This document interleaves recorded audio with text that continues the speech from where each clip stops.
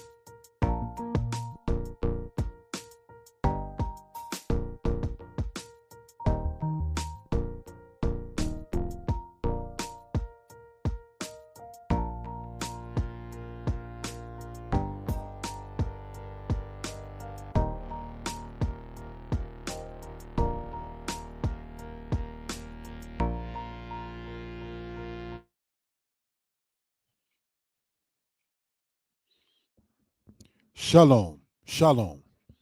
How's everybody? We hope, we pray that everybody is well and will be better. This is your brother and friend, Yeshaya Israel, of the tribe of Dan of the house of Israel. Brothers and sisters, in this presentation, we're going to be having a part two of what we did the night before last, of what we did Friday night on the Sabbath. And that is Black History starring the Israelites. We ask you all to comment, like, and share.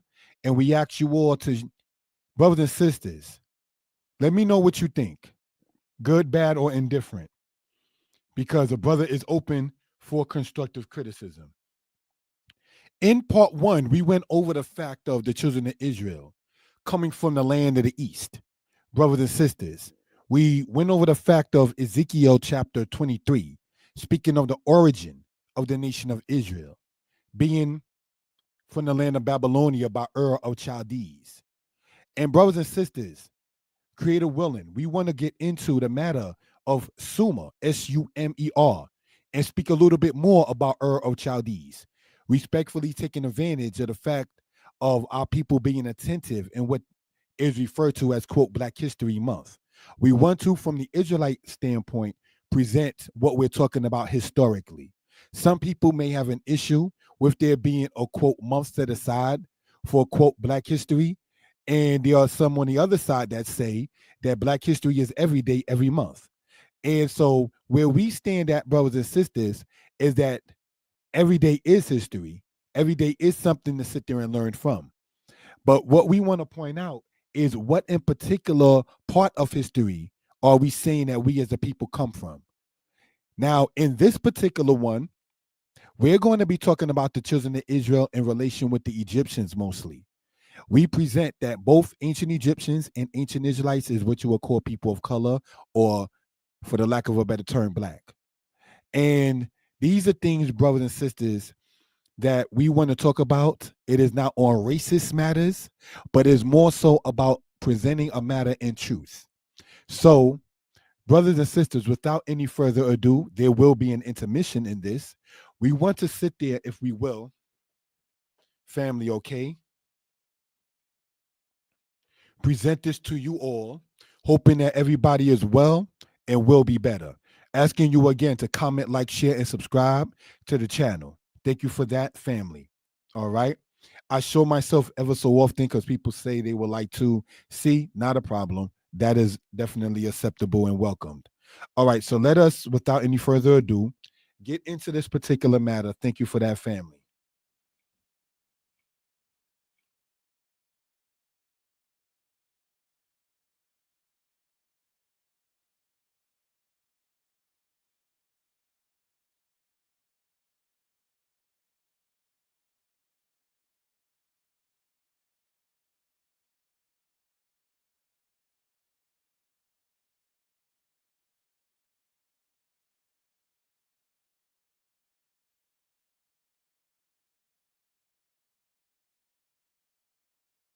Let's do it as so. Let us pull up the PowerPoint, if we will. Thank you for that, family.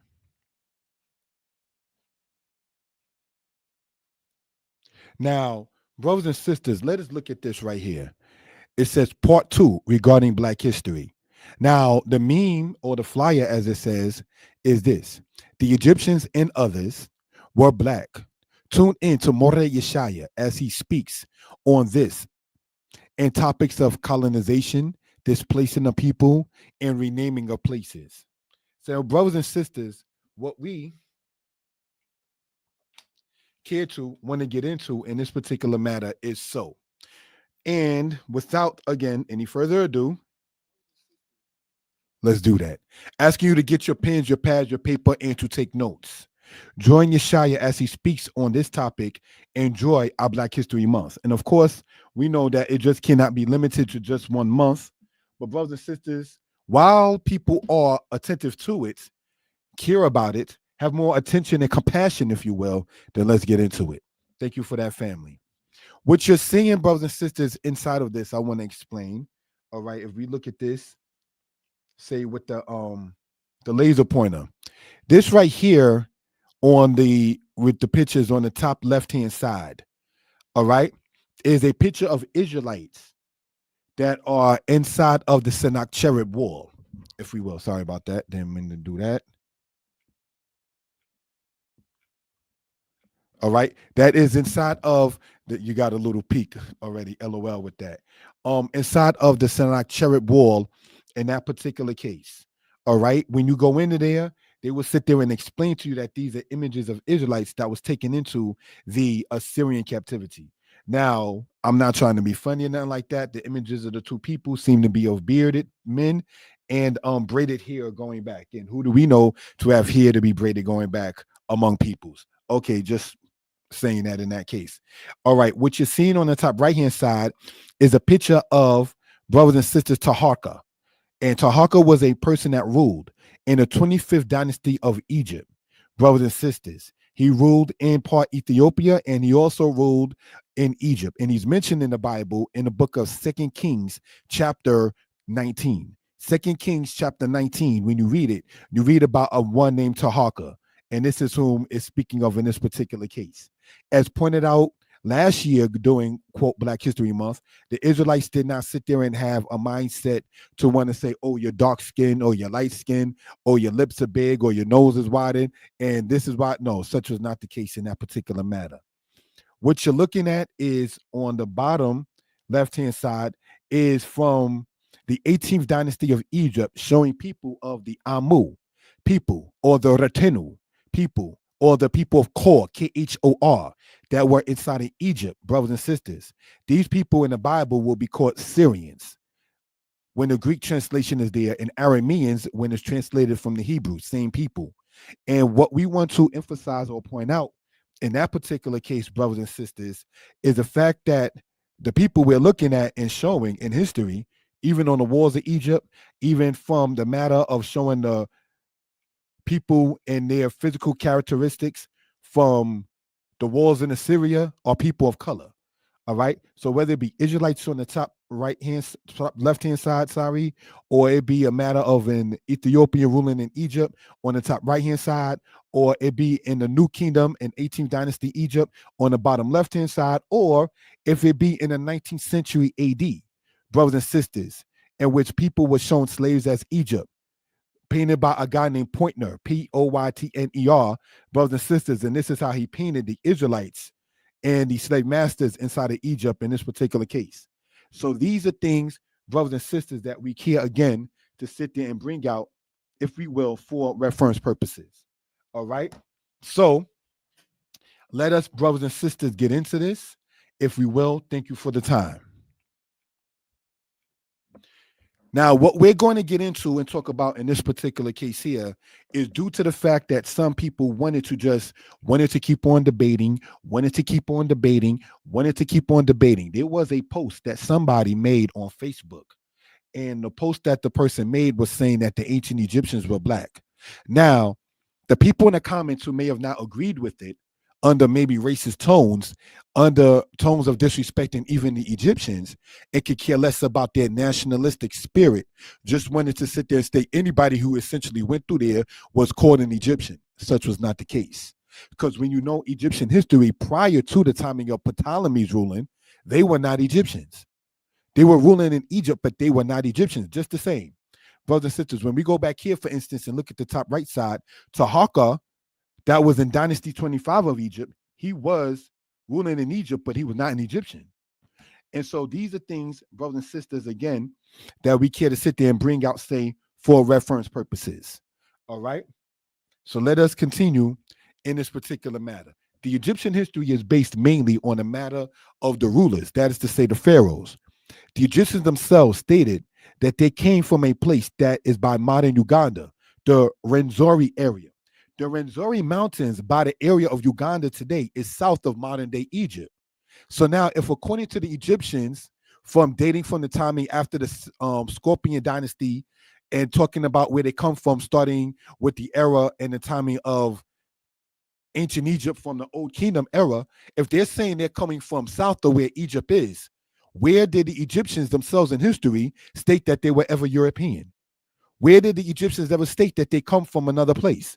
Many people, such as Godfrey Higgins, in his book Anacalypsis, cited Herodotus, and in citing Herodotus, stated that Herodotus, who was white, Herodotus, who was a Greek, sat there and spoke about the color of the Egyptians as being black, or Negro, or Swarthy, or dark-skinned. So, brothers and sisters, these are things that we care to bring out. So now, even if you want to talk about the term, quote, dark skin, where do the people of the Egyptians themselves, if we take what people will say primary sources, where did the people who are called Egyptians call themselves Europeans, or stated that they're from the area where we can today logically and reasonably put into the European continent? You can't, because the Rwenzori area is by the area of the Uganda, which is even south of modern Egypt.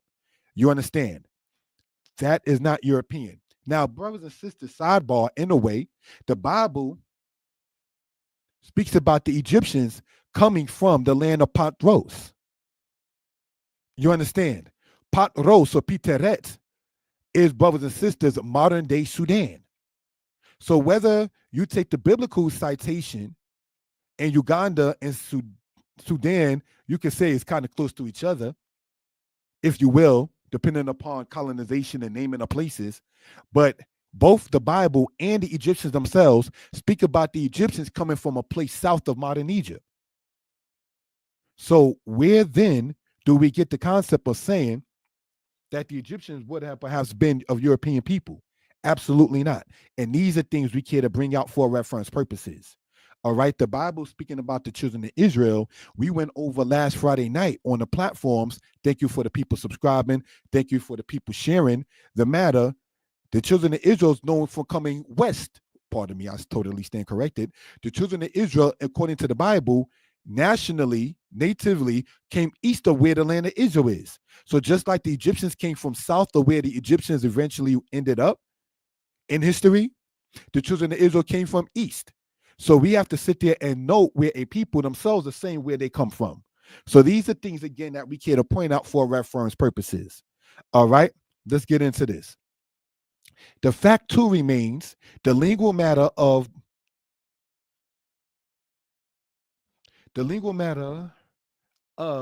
Egyptians. So be translated to English and other European languages. This shows that the phonetics of the Egyptians is not European. So, brothers and sisters, if you look at the language of the Egyptians, it is listed as an African language. It is not listed as a European language. It is not listed as an Indo-European language. So these are things, again, that we care to bring out. So whether you take from their own historical foundation and statement, or you look at the linguistics that even people in modern times make a chart of, Egypt, Mizraim, Samatawi, does not go back, brothers and sisters, to the Europeans. So let's look at this and continue in this particular case. If we take history, like the fact the rulers of Egypt is mainly from what is said to be of the Menetholists, there is the Old Kingdom from Dynasty 1 through 6. Then the first intermediate period from Dynasty 7 and then to part of Dynasty 11. Then the Middle Kingdom, which we spoke upon yesterday on the platform. We spoke about the Middle Kingdom of Egypt, all right, on the channels. Thank you for watching. From part Dynasty 11 to Dynasty 13. Then the second intermediate period from Dynasty 14 through 17. This includes the time where the Hyksos ruled. Now, brothers and sisters, while Dynasty 14, 15, 16, and 17 was going on, you had two different dynasties in the country of Egypt at the same time. The northern part being above the Hyksos, the southern part being of the native Egyptians. So now, if you were to take the list of the Hyksos kings ruling in Egypt, not understanding that the people called Hyksos or Hakuksoswet were not indigenous Egyptians, you might just say, hey, you got the Egyptians there. But no, the Egyptians we want to point out were very nationalistic. So let's continue with this, if we will. All right. Then the New Kingdom from Dynasty 18 to 20. Then the third intermediate period from Dynasties 21 to 25.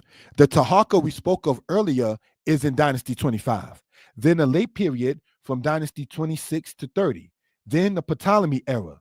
There were 7 dynasties. There were dynasties in Egypt that were not native Egyptian.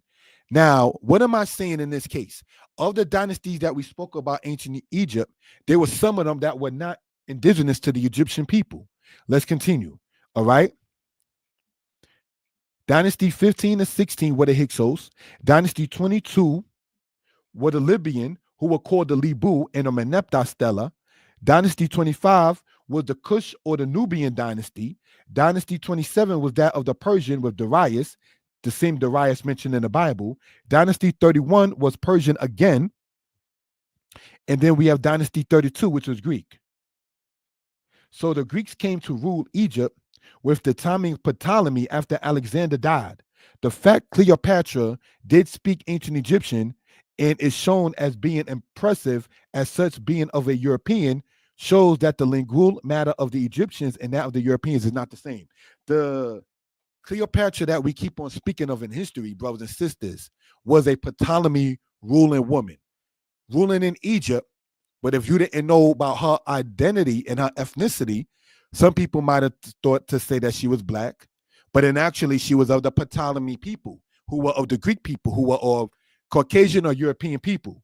So these are things, again, brothers and sisters, to sit there and care to bring out, if we will, for reference purposes. All right. Any questions or comments, please feel free to put it into the chat. We are on the platforms Mora Yeshaya Torah Lessons, Mora Yeshaya History Lessons, and the Facebook profile Yeshaya Author Danite. So let us continue, brothers and sisters, in that particular case. The fact of what is known today of Egyptian language comes from the Rosetta Stone dating to the time of Ptolemy V, where Greek is used as a basis to understand Egyptian, shows that the languages are different. Brothers and sisters, in order for them to, quote, dissect or understand Egyptian language, they had to use what is referred to in history as the Rosetta Stone, dating from the time of Ptolemy V. Ptolemy V, brothers and sisters, was in the era of the second or third century, I want to say third or second century BCE. He was Ptolemy V, for the lack of a better term, a white man. So they used Greek as a catalyst with hieroglyphics on the other side of a stone to sit there and decipher what they understand about the Egyptian language.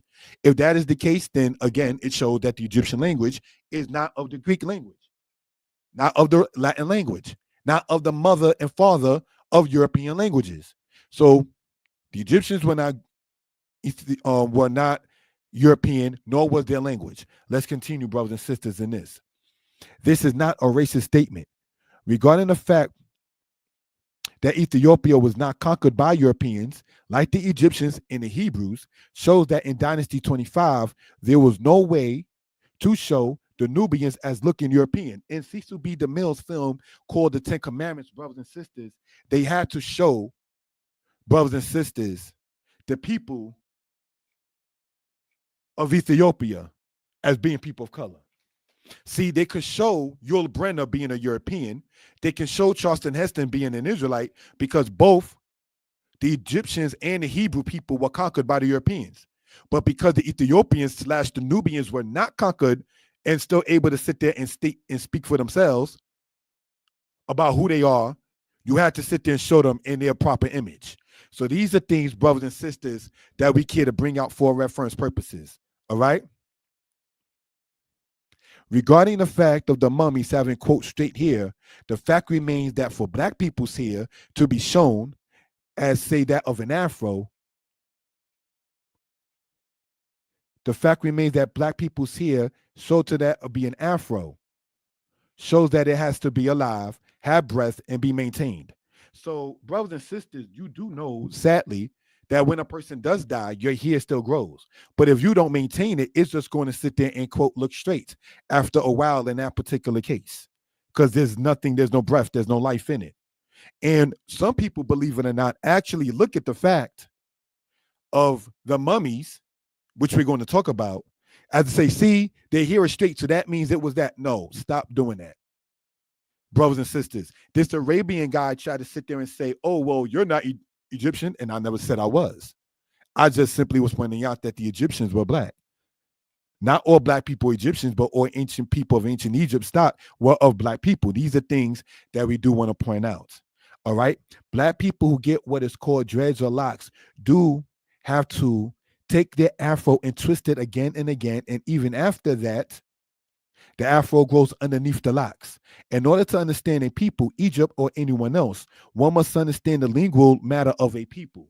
So, brothers and sisters, looking at a mummy that is over, say, 2,000 years old dead, to sit there and state that is your people because the here has not been maintained is silly. This is why when you talk to characters like that, you wind up seeing things like silly emojis, things making no sense, and so forth and so on in that particular case. So, brothers and sisters, looking at it for that, we want to sit there and point that out for reference purposes. All right, let's continue in that particular matter. Thank you for that. As pointed out for Arabs who went to Egypt after the times of Rome's occupation there, to say they are Egyptians of old is like the Moors being in Spain from the 8th to the 15th century AD, saying that they are the people of ancient Spain. Brothers and sisters, being in a certain place and having control of the government of a certain time does not sit there and make you the ancient ones of that people. Ancient Israel being in the land of Canaan and thus changing the name to the land of Israel does not mean that they were there during the time before Abraham as a people. So these are things that we care to bring out for reference purposes. I like to show this book here, if I may. All right, looking at it in that particular case, it's called The World of the Pharaohs, if you can see it. All right, and in it, we are going to The World of the Pharaohs by Christine Hobson. And in it, it gives a timeline, if we will, brothers and sisters. And in this timeline, if we will, we see in the timing of the 6th century AD is when we see the Arab conquest, as pointed out here. All right. As pointed out here in this book here called The World of the Pharaohs. So it was not of ancient timing, say even 500 BCE, that the Arabs that we see in Egypt today are actually the people that were there.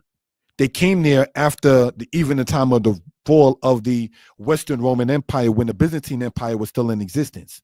So these are things, again, we care to bring out. Let's go in, brothers and sisters. All right.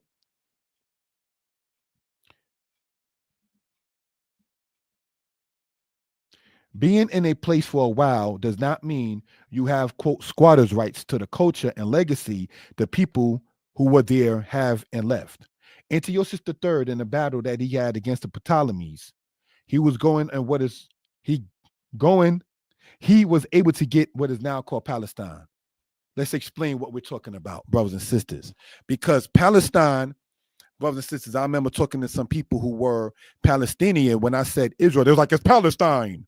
So that kind of made me begin to think like, wow, you are Muslim, which means that you subscribe to the Quran, which means that the Quran in chapter 17, which speaks of the children of Israel, do you sit there and ignore that for political status and so forth? Do you take your /culture /religion /understanding in spiritual matters, the Arabs of the world, and take that aside saying, oh, this is Palestine? Palestine got that name, brothers and sisters, as we pointed out here, from Hadrian of Rome. When did the Arabs go into the land of Israel? Was during the time when Rome was still an empire, brothers and sisters, and the Nabatean people from the people of Nabayot of Yishmael were the people that were doing it, and they were in cahoots, brothers and sisters, with the Idumean people, or that's to say the people of the Edomites. So these are things, again, brothers and sisters, we care to bring out for reference purposes. All right. Now, it points out here that Hadrian of Rome was a Spaniard. Hadrian named it in honor of the Philistines in an attempt to rid the Hebrew name of that place. Just the same, the Egyptians, okay, did not call themselves such. They were called that. That renaming of lands and people, too, must be understood. Did, for instance, the people called Greeks call themselves such? No. They were called that Grecos by the Romans. They called themselves Hellenes. Did the people we mentioned earlier called Hyksos call themselves that? No. So even when dealing with Native Americans, they didn't call themselves Americans. They called themselves according to their tribes and peoples. There is a people in the Gondar area of Ethiopia that are called Falasha. They do not call themselves such. The language they speak, Amharic, is linked to the language of Hebrew. Hebrew is listed as an Afro-Asiatic language. So when in Hebrew one says Shabbat, and Amharic one would say Sanbat. It is interesting that the lingual matter in many of these types of conversations is not spoken upon. This is why when I was speaking upon this matter with a person, brothers and sisters, who is saying of the Arabian people that were in Egypt and so forth and so on, Arabic does not go back to the old kingdom of Egypt. Arabic does not go back to the timing of Ramses spoken in Egypt. So if the linguistic or the language matter, the phonetics of the people are different.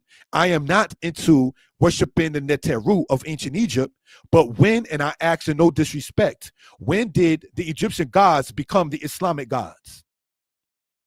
Because the culture of the ancient Egyptians, shown in their language, shown in their climate, shown in their culture, shown in their lingual matter, is not that of the Arabians.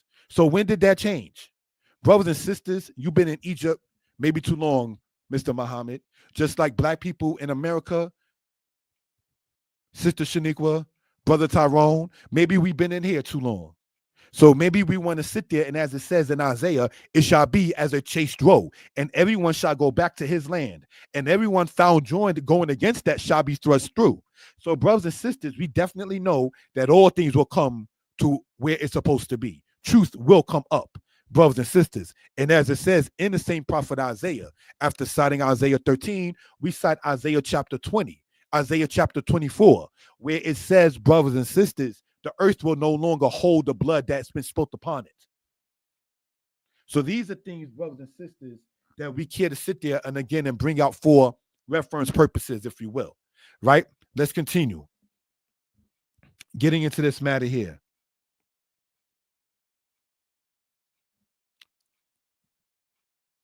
Yet people use silly memes and weird emojis and slanders without getting into the matter. Brothers and sisters, again, as pointed out, if Cleopatra of old, who was, for the lack of a better term, a white woman, was noted as being some kind of great person for speaking ancient Egyptian, it goes to show that ancient Egyptian language, that they would have spoken the Old Kingdom, that they would have spoken the Second Intermediate Period even, that they would have spoke during the time of the 19th dynasty, that would have definitely been around spoken in the time of Tahaka, and brothers and sisters, as the house of Israel definitely was spoken by our patriarch Joseph being in Egypt.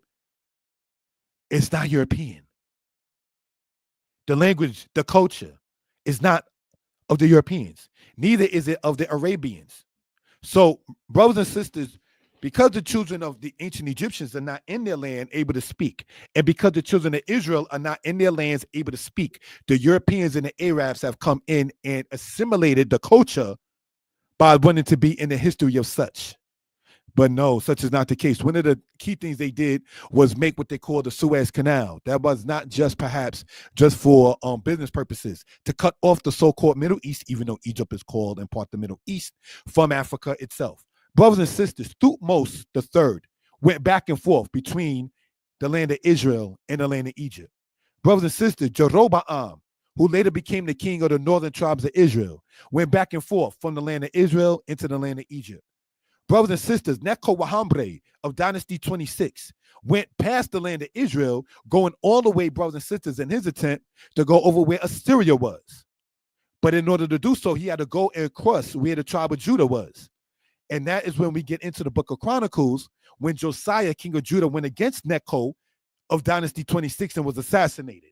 So these are things, brothers and sisters, that we care to bring out for reference purposes. These people we're talking about, Josiah of Judah, Necho of Dynasty 26, Ramses of Dynasty 19, brothers and sisters, and Jeroboam of the divided kingdom between Judah and Israel were not European. The language of Hebrew is not European. The culture of the people cannot be found from Germany, cannot be found from England, cannot be found, brothers and sisters, from Italy. This is not racism. This is giving the Europeans, if anything, their true props, their true respect in their place in the world. Not trying to sound like a coon or disrespectful, having to mix it with some Western Asiatics or some Northern Africans in order to get some clout and light. You understand? So, pardon. These are things, in part, again, that we want to point out for reference purposes. Any questions or comments, please feel free to put it into the chat. Now, let's look at this, brothers and sisters. If you see me, I've been drinking a little Kool-Aid, so my lips might be a little red. I had to sit there and get something to drink. I like a little thing to drink sometimes when I'm speaking and doing these presentations. Let's look. All right. In the time of ancient Egypt, there was a guy named Ament Nufer who robbed a tomb of a ruler. They put him to death. This can be found recorded in what is called the Leopold Papyrus Part 2. So now, even looking at the mummies in Egyptian culture was a crime. So Europeans and Arabs looking at mummies saying, oh, it looks like me because the hair is straight. No, you children of Ishmael, who wound up mixing with the Ptolemies, who wound up mixing with the Seleucids, after the people of Persia mixed in with they of the Europeans. And then you came of a mixture of that. That's why it looks like that.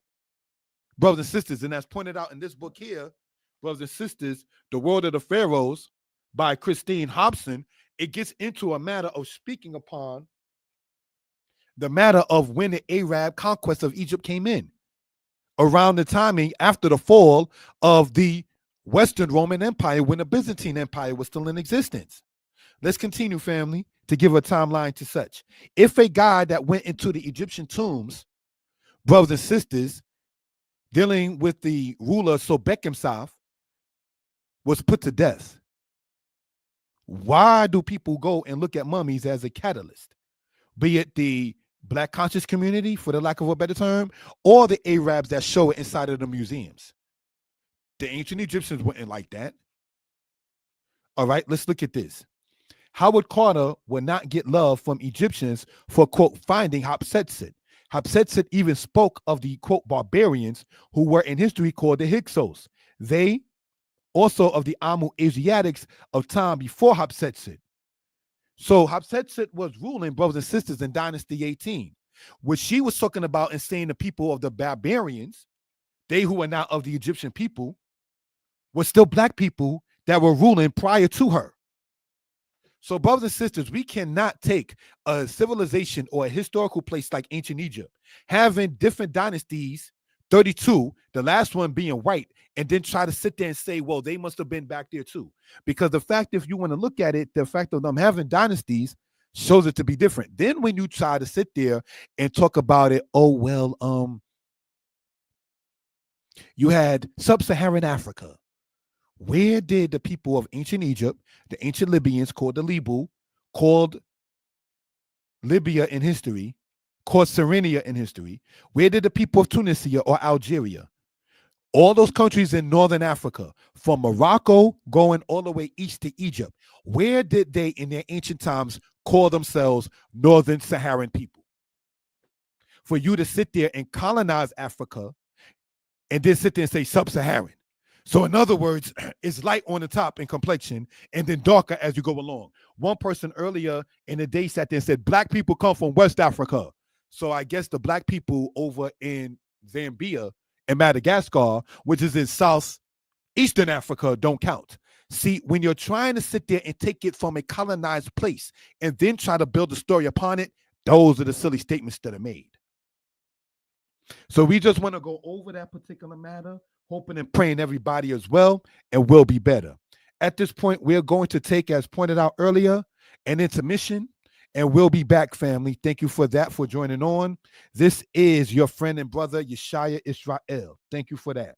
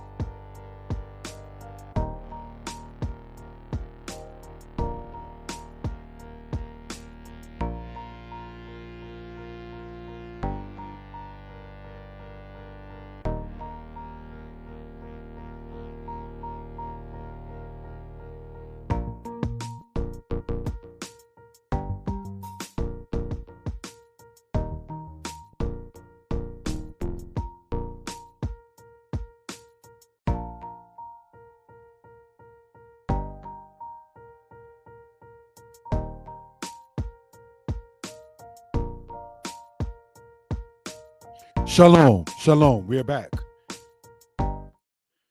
Giving honor and praise unto our Maker, the Most High, the Creator, the Maker of heaven and earth.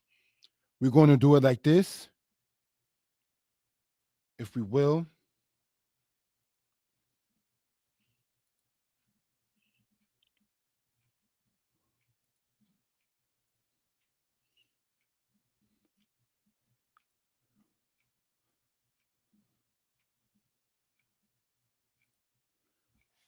All right. Thank you for watching with us, if we will, family. And let us continue in this. All right. Let us explain. We want to point out that the portion in Genesis 15 of the 400-year oppression was that of Joseph to the Exodus. During the time of the Middle Kingdom, meaning the Middle Kingdom of Egypt, and what is called the text of Deir el-Bersah, there are records of famine. This is during, brothers and sisters, the Middle Kingdom of Egypt, as pointed out. The kings of Dynasty 12 were known for attacking the Nubians or the Cushites. It is not surprising to see a Cushite mentioned in Numbers chapter 12. So we're asking you to get your pens, your pad, your paper, and to take notes. We are on the platforms Mora Yeshaya Torah lessons, Mora Yeshaya history lessons, and a Facebook profile, Yeshaya Author Danites. Now, I do not profess to know everything, and I am open to constructive criticism. I am able to see the comments being made, if they are made, inside of the presentation and so forth. This was intended to be done, brothers and sisters, the night before last, but with the timing, I decided to do part 1 and now a part 2. All right. Thank you for that, family, in that particular case. All right, let's continue. The Bible in Exodus says in chapter 1, now there arose a new king over Egypt who knew not Joseph. Now, what does it mean when it says this new king over Egypt who did not know Joseph? I've heard different understandings. He knew him or of him, but didn't want to respect him. That's one explanation. He really didn't know of him because he wasn't taught about him. That's another explanation. And the other one is he didn't care to know, even if he was able to know. So let's continue. And he said unto his people, behold, the people of the children of Israel are too many and too mighty for us. Come, let us deal wisely with them, lest they multiply, and it come to pass that when there befalleth us any war, they also join themselves to our enemies and fight against us and get them up out of the land. So, brothers and sisters, we have been stating for quite some time on the platform, Mora Yeshaya History Lessons, that the children of Israel's oppression that we see in the book of Exodus, brothers and sisters, started in the Middle Kingdom of Egypt and ended in the Middle Kingdom of Egypt. And that, brothers and sisters, when it says 400 years, it is talking about 4 generations, as pointed out in a presentation that was done Friday night on the Sabbath on the same platforms. All right. So you had Joseph and Levi, who are brothers. And then you had from Levi or Levi or Lewi, you had Kohath eventually, who had Moses eventually through his son Amram. So Levi, Kohath, Amram, Moses. Moses and Joshua, same time frame. Under Joshua, they went into the land of Israel, which was then known as the land of Canaan. So these are things that we care to bring out when you speak about the 4 generations or the 400 years is what that is talking about. Now, when it says there arose again a new kingdom over Egypt who knew not Joseph, many scholars have talked about that being the 18th dynasty. And then culminating by saying, because Ramses is mentioned in Genesis and in Exodus, that during the time of Ramses II is when the Exodus happened under the new kingdom. Not taking into effect of the chronology that we're going to be talking about shows it that some of them were at the same time. For instance, as we talked about earlier, the dynasties of the second intermediate period were all at the same time. 14, 15, 16, 17, you had 14 and 17, while in the southern part of Egypt, while you had 15 and 16 in the northern part of Egypt. So these are things we want to point out for reference purposes. All right, let's continue. Let's point out too, sorry about that, that the Egyptians were talking about least therefore any war, and they, the Israelites, joined to their enemies. Brothers and sisters, the main enemy during the time of the Middle Kingdom of Egypt, if we will, were the people of the Nubians. Because when we go over the timing of the ancient Egyptian rulers of Dynasty 12, we're going to see what they were into. Let's continue, family. The matter of Hebrew, Ibri, one who passed over. According to Chauville in his book, Biblical Archaeology and Focus, we see the name Habiru varies in that from Sagas in Sumerian language to Habiru, Kabiru, Hapiru, Apiru, Habiru. The P and B in many ancient languages were interchangeable, just like the Sha and Sa, the SH syllable and the S syllable, when you're dealing in what is referred to as transliteration. All right? In Akkadian, there can be little doubt that the name Hebrew derives from the term. The word denoted in social class rather than an ethnic group. So, brothers and sisters, the people who were called even Hebrews, they only call themselves that in many cases, like many Bible dictionaries point out, when talking about themselves to other people. They themselves didn't call themselves that. But for social matters, as a social class, we are the Kabiru.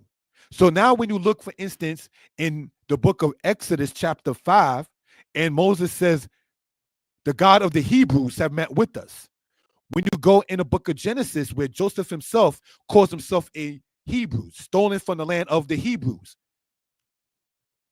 the Kabiru, the Hapiru, or if you were to go as far as ancient Sumeria, the Sagas. These are all the same names speaking about a social class of people. But yet this people that are spoken about in a social class did have their own ethnicity. P. Johnson, in his book, The Civilization of Ancient Egypt, stated this: a number of Egyptian documents refer to the Apiru from the Akkadian tongue Hapiru or Habiru, hence Hebrew. To the Egyptians, this did not mean a special racial or ethnic group, but a social concept, inferior people who were employed on forced labor. That is according to P. Johnson in his book, Brothers and Sisters, which, not trying to be funny, the cover of that book is the same color of one of my new favorite colors, green. All right. And may she rest in peace. Green was also the favorite color of my mom. All right. So, brothers and sisters, when getting back into this particular matter here, Paul Johnson, in his book, The Civilization of Ancient Egypt, speaks about a number of Egyptian documents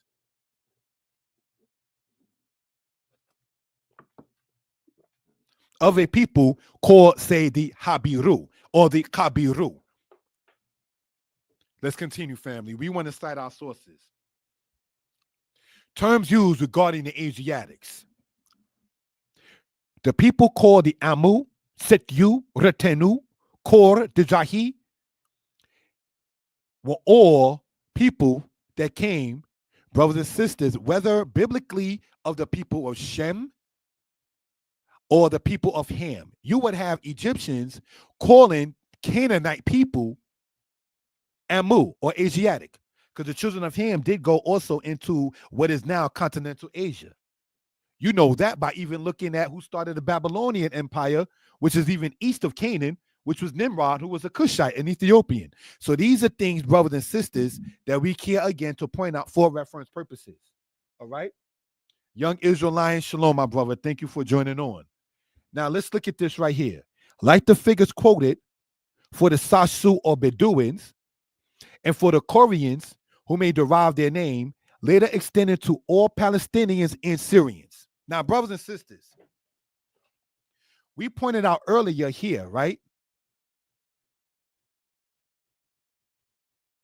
that the Syrians or the Arameans were the people, in part, let's use the laser point, if you will. When it says Syrians, he's talking about the people here on the bottom left-hand side, if we will, right? That's from a picture from the 18th dynasty of Egypt. Now, those are some of the same people that went to war with the house of Israel later, which we're going to talk about. But going back here in the book, brothers and sisters, written by Sir Alan Gardiner, it says here, like the figures quoted for the Sasu or Bedouins and for the Koreans, who may derive their name, later extended to all Palestinians and Syrians. So we already showed who the Syrians were. in this particular case. We're not looking at the descendants of the Ptolemies mixing in with the children of Ishmael to say, oh, that's them. No, it's not. Palestinians, we already went over the name Palestine as it was named, brothers and sisters, by the Roman Emperor Hadrian. It doesn't go, correct me if I'm wrong, further than that. Immediately preceding, there is a reference to the Apiru. A few years ago, it was confidently asserted that these people called the Amu, the Asiatics, the Shasu, that it was confidently asserted that these people were identical with the Hebrews of the Old Testament. But this is now denied by all but a few scholars. So some scholars say yes, some scholars say no. Let's continue.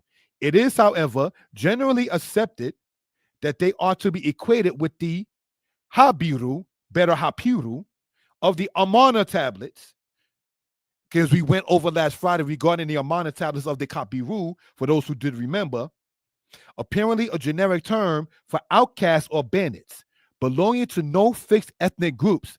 In Egyptian texts, they appear as Asiatic prisoners employed in stone quarries. Brothers and sisters, what Egyptian texts are we talking about? We're going to talk about that as well in this presentation.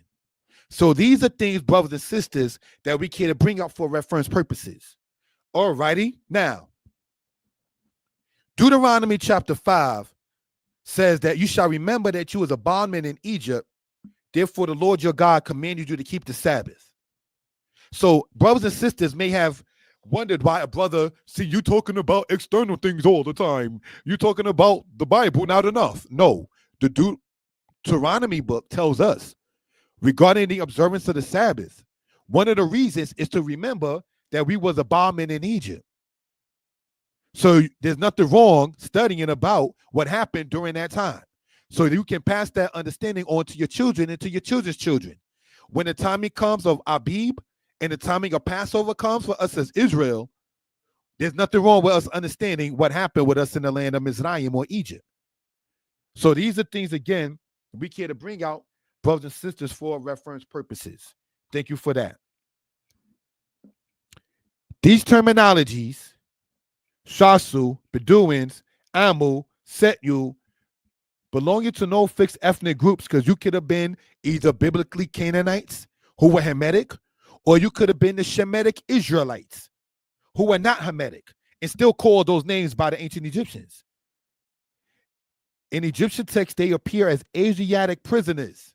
So you had the Asiatics as prisoners in Egypt in the Middle Kingdom. We're going to point that out. Let's continue, family, brothers and sisters. The Amu Asiatics in Egypt. Now, why did I put that there on the left-hand side?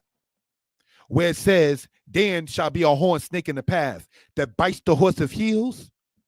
Because the conscious community said, like somebody said in a presentation that was being done Friday night, there's zero evidence of there being an Exodus. Maybe you forgot that somebody did study something, that somebody cared to bring something out. Brothers and sisters, let's look at this, if we will, right? Looking at it with the pen. Amu Asiatics. That is from the book written by Sir Alan Gardiner. The name of the book is called Egypt of the Pharaohs. Egypt of the Pharaohs. And it talks about the Amu, the Asiatics. And here we see pictures of such on the top of this. Again, not European. All right. So let's continue in this particular matter. Amu captives in Egypt. You find this particular image, little stone kind of thing, or image kind of thing, or person kind of thing. You find that in the Heck Museum in the land of Israel today. Shown with a little afro, brown skin, if you will. Amu captives in Egypt. Let's continue. And it's dated to the timing of the to Dynasty 12 of Egypt or the Middle Kingdom. I was going to say second intermediate period, my fault. Let's continue. Amu captive in Egypt in the depiction of the Exodus. What are we looking at here, brothers and sisters? When it says here, say a depiction of the Exodus. And what are we looking at and seeing in this matter? This is from, brothers and sisters, the temple that they call Dor Europos on the right-hand side, where Israelites were living in the land of Aram or Syria and painted pictures of the Exodus after the fall of Jerusalem. Dor Europos temple, as it's called today, is where that image comes from. And that is an image ancient Israel made of the people in the Bible, Moses and Aaron, in the Exodus. So just wanted to point that out, if we will, for reference purposes. Asiatic shown from the Middle Kingdom of Egypt. So what are we seeing here in this particular matter? Afros, people going into the land of Egypt at a particular time. As we've been pointing out, let's move on.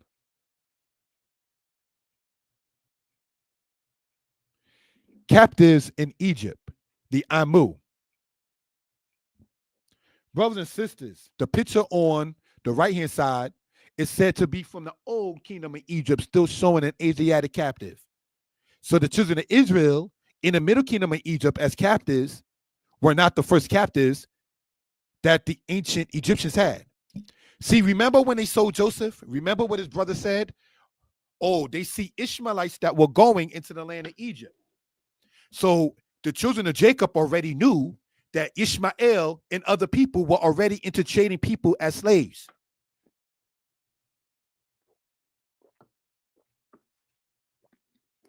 For the children of Israel, the patriarchs themselves of Israel, from Reuben, right on down to Zebulun, because Benjamin wasn't with them with the son of Joseph, for them to sit there and see Ishmaelites going to Egypt, and for them to understand, though it was not righteous but wicked, for them to say, you know what, let's sit there and sell our brother over to these people. That means that trade of slaves by people who were Asiatic into Egypt was not a new practice, because they knew about it. So these are things, brothers and sisters, that we care to bring out for reference purposes. Let's continue, family. Tel El Dab'a, archaeology of today. Tel El Dab'a is the land that we've been talking about for the past presentations, called Avaris, which in ancient Egyptian time was called Hut Rawet, also called Pi Ra'amseh. Let's continue, family, in this particular manner. And this is what we're talking about in here, if we will, right?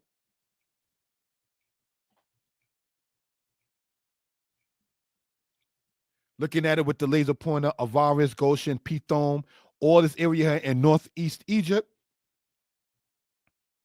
Sorry about that. This is how it looks in part today, with the people doing archaeological work and all of that kind of stuff. So just want to show that, if we will, for reference purposes. Thank you for that, family. Now we're going to talk about something. I want the family who's listening to remember this. Remember when we're going to talk about Egypt and Lebanon. Egypt and Lebanon. Let us remember that as we get into this. Thank you, family. External sources of slaves in Egypt. And I want to say something. You might see a brother, myself, brown skin, if you will. I am darker than both of my parents. May both of my parents rest in peace. My mother was what you would call a light-skinned woman. So the game that some people try to play was, oh, when you look at some of the walls, they are different, yellow skin toned. David was called yellow in the book of Josephus. My mother will be what you would call a yellow woman of complexion, but yet still understood to be a black woman. Brothers and sisters, so we cannot sit there and play the modern Willie Lynch, the light-skinned slaves versus the dark-skinned slaves. We can't sit there and play that kind of game. We're too mature in 2025 for that. Now, external sources of slaves in Egypt. In another case, a wife was left for Amu, Asiatic slaves, by Sir Anna Gardiner in his book that we cited earlier. The book that we cited earlier, brothers, sisters, in part, has the table of contents that we see here on the bottom left. That's part of the table of contents of the book that we just cited in that particular manner. All right. So let's continue in this particular case. All right. There is evidence from Tel El Daba that a community of Asiatics existed early in the 13th dynasty, which is still the Middle Kingdom. There is also reference to camps of Asiatic workmen by Ian Shaw. Ian Shaw, brothers and sisters, wrote a book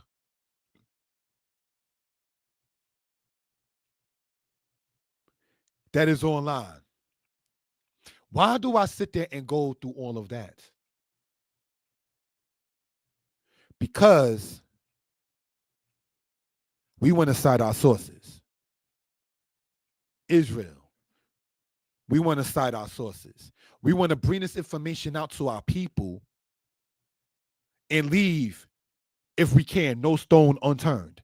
And as our brother and friend Israel Young Lion wrote, there were dark and light-skinned Asiatics. You're absolutely right. Just the same. There are light-skinned Hamitic people. When you look at some of the people in Mali, in general, that's a Hamitic nation of the line of the Hamite people. And all of them are not the same complexion as the black in my hat or the black in my crown or the black in my kippah. So we cannot sit there and play that kind of game in that particular case. When you have people talking about there are indigenous Africans that got blue eyes, when you start talking about indigenous Africans that have blonde hair, okay, I've been seeing some of that kind of stuff. Whose hair is a little straighter than maybe others. When you look at the people in Angola, and you can't tell the difference between some of them and some of the dark indigenous Americans, we cannot play the dark skin and light skin game. That game is over. All right. So just looking at it in that particular case. All right.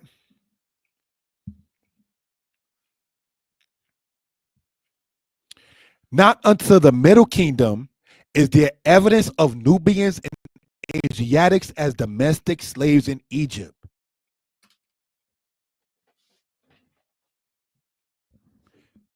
Brothers and sisters, these are things we care to bring out for reference purposes. Ted East wrote, those Egyptian paintings show people with blonde hair and blue eyes. I don't know what pictures you're talking about with blonde hair and blue eyes. That wasn't shown in this. Maybe we can have a different presentation concerning that. But not even all Europeans or even white people got blonde hair and blue eyes. You understand? But looking back, say at this in this particular case, not until the Middle Kingdom is there evidence of Nubians and Asiatics as domestic slaves in Egypt. The Middle Kingdom we've been talking about again and again and again and again. And the reason why, look up the Egyptian book of Gates, where Egyptians depict themselves and surround the nations.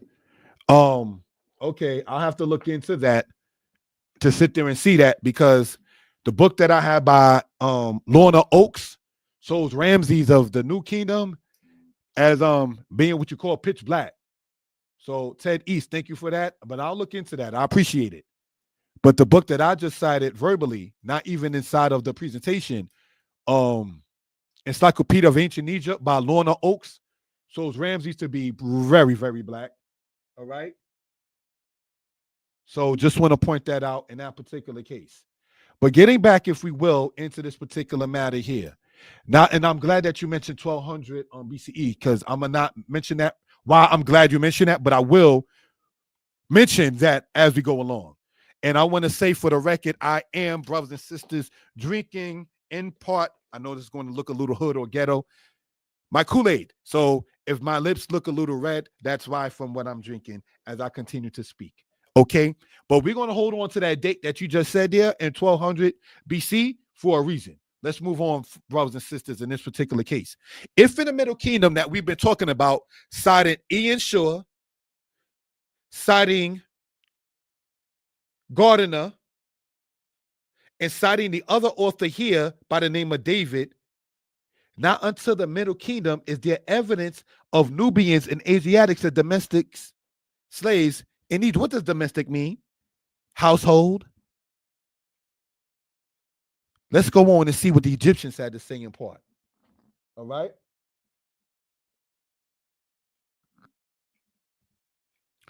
Let's look at this. External sources of slaves in Egypt. The Asiatic inhabitants of the country at this period must have been more times more numerous than has been generally supposed. Whether or not this large slave population could have played a part in hastening the impending of the Hyksos dominant is difficult to say. This is from Cambridge Ancient History, Volume 2, which is, Cambridge is a university. So, brothers and sisters, the Asiatic inhabitants of the country at this period, we're talking the Middle Kingdom, must have been more times more numerous than have been generally supposed. The Hyksos that we're talking about in the second intermediate period is after the Middle Kingdom. So let's go on, brothers and sisters, into this. All right. Asian slaves, whether merchandise or prisoners of war, became plentiful in wealthy Egyptian households. Encyclopedia Britannica, 1964, volume 8, citing the sources. It should be noted, however, that on stele, which is the plural of the stela, and in papyri, the plural of papyrus, Asiatic slaves are increasingly often mentioned, though there is no means of telling whether they were prisoners of war or had infiltrated Egypt of their own accord. Egypt of the Pharaohs, page 133. So these are things, brothers and sisters, going from back here, if we will, and citing our sources. You can pick up these books online, if you will.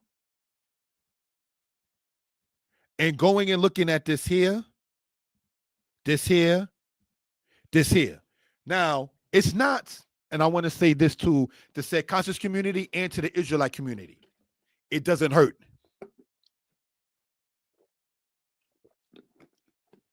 It doesn't hurt Israel to go into that particular matter just as much as we as black people, knowing ourselves as Israel, talk about the Atlantic slave trade and what happened in slavery. And conscious community who doesn't believe anything about the Bible, we're showing sources that are external to the Bible, if you will. Let's continue, family. Josephus on the matter we are discussing, Antiquities of the Jews. They, the Egyptians, became very abusive to the Israelites and contrived many ways of afflicting them.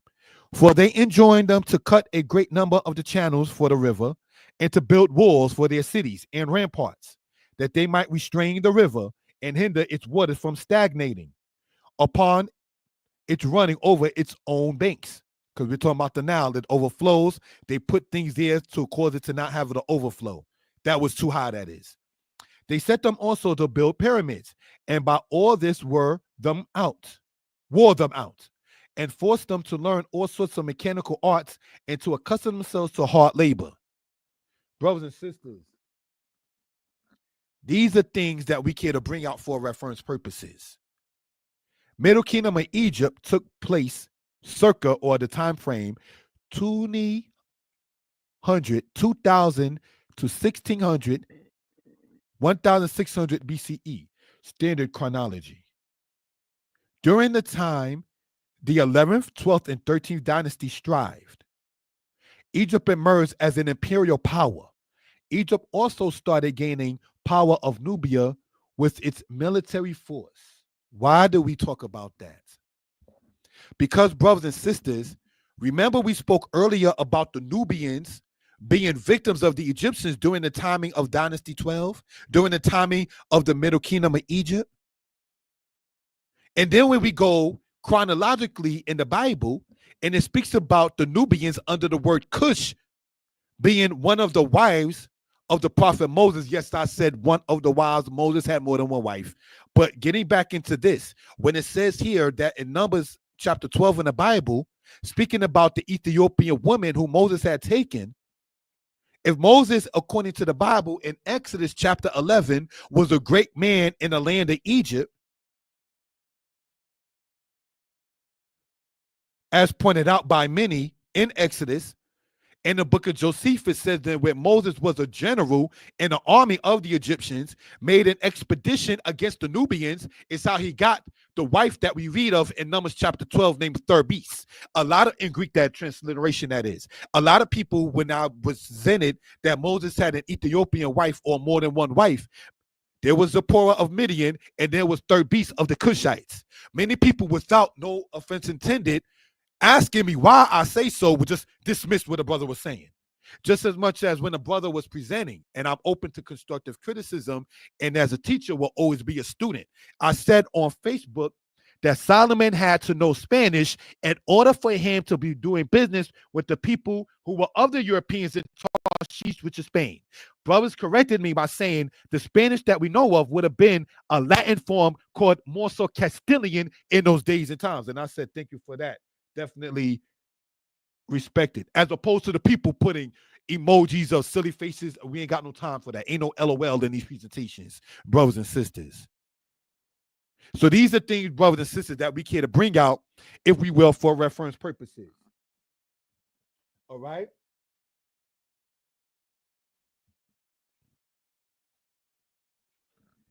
It says, according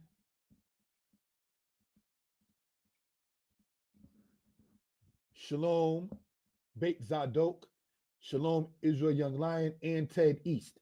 For the people commenting, shalom to you all. Thank you for such. All right, let's continue in that particular case. Let's remember the part in the blue. Comment, like, share. Egypt has 138 pyramids, and 59 are from the MK, or the Middle Kingdom of Egypt. The matter we are presenting is that the mud brick pyramid is built by the Asiatics, inclusive of the Israelites.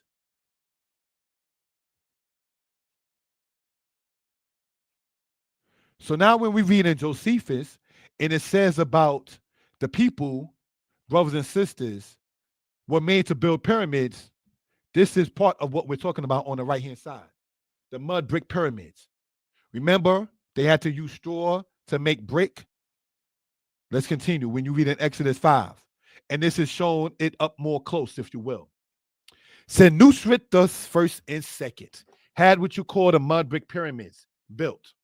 And men that had the first and second had what you call the mud brick pyramids built. And all of those guys are from the 12th dynasty of Egypt. Let's continue, family. The matter of chronology.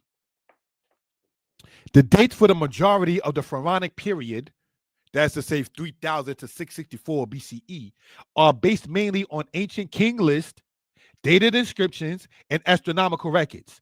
In the Old Kingdom, the margin of error is likely about 50 years. In the first dynasty, it might be as high as 150 years. There were overlapping dates of reigns of kings due to co-regencies. Some rulers' names were poorly documented and unknown or difficult to assess. Now, not trying to say let's dig up the mummies. When me and the sister I was cornering with was in Egypt, I remember asking a tour guide who was with us, I said, do you happen to have the mummies of the Old Kingdom? And she said no. So it's not surprising looking at that in that particular case, if we will, right? But let's look. It says some rulers' names were poorly documented and are unknown or difficult to assess. Atlas of Ancient Egypt by Baines and Malek, which is a book you can get online.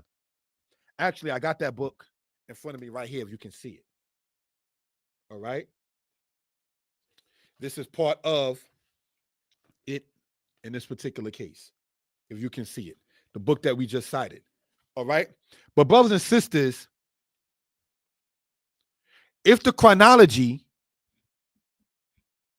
has errors in it, why do they come to Israelites and always want us to sit there and give the chronological time frame and which pharaoh was what and what date? Give us a date, give us a date, give us a date. You give us a date.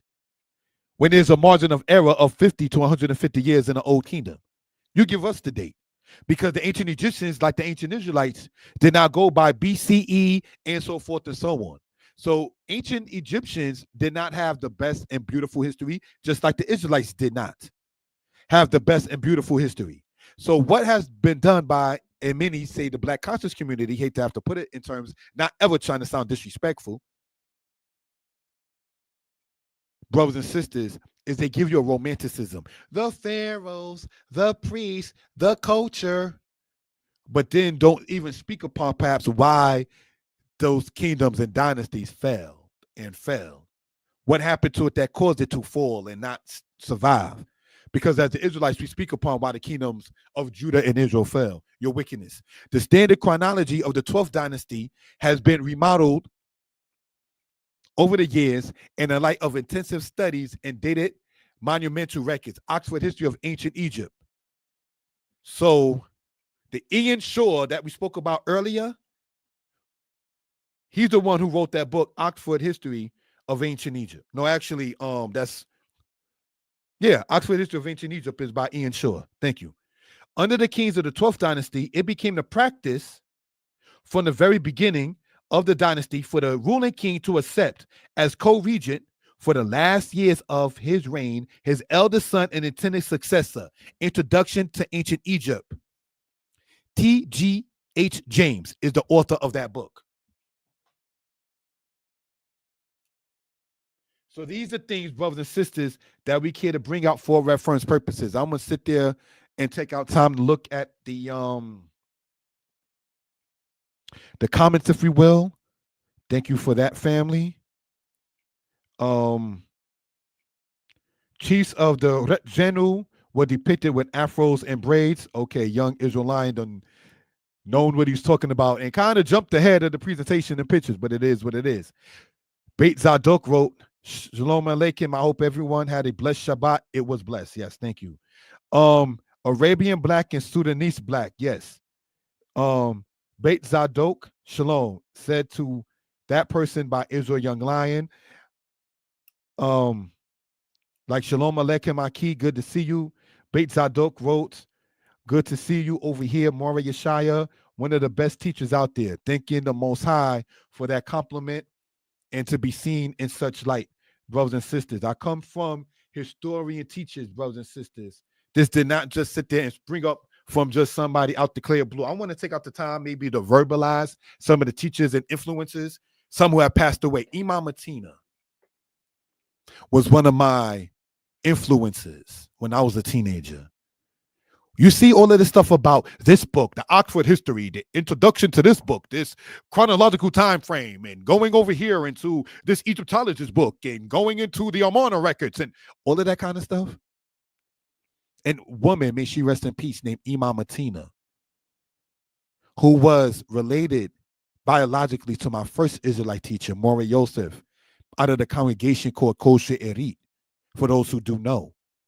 She told me when I was a teenager to dig into everything that I can try to find to support my stance. I never forgot she told me that when I was 18. I'm now 44. That was impressive. My first Israelite teacher, Mora Yosef, he taught the Torah heavily. Heavily. The Sabbath portions will go throughout the year from Genesis to Deuteronomy, back to Genesis to Deuteronomy. And it was a Tanakh based, so-called Old Testament base, if you will, but we say Tanakh, if you will. Right?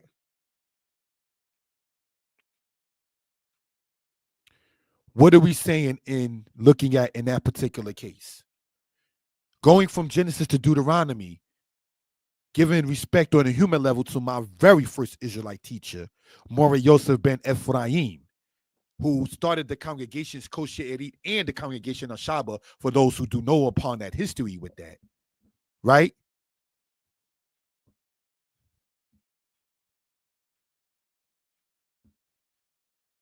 He taught about the Ark of the Covenant.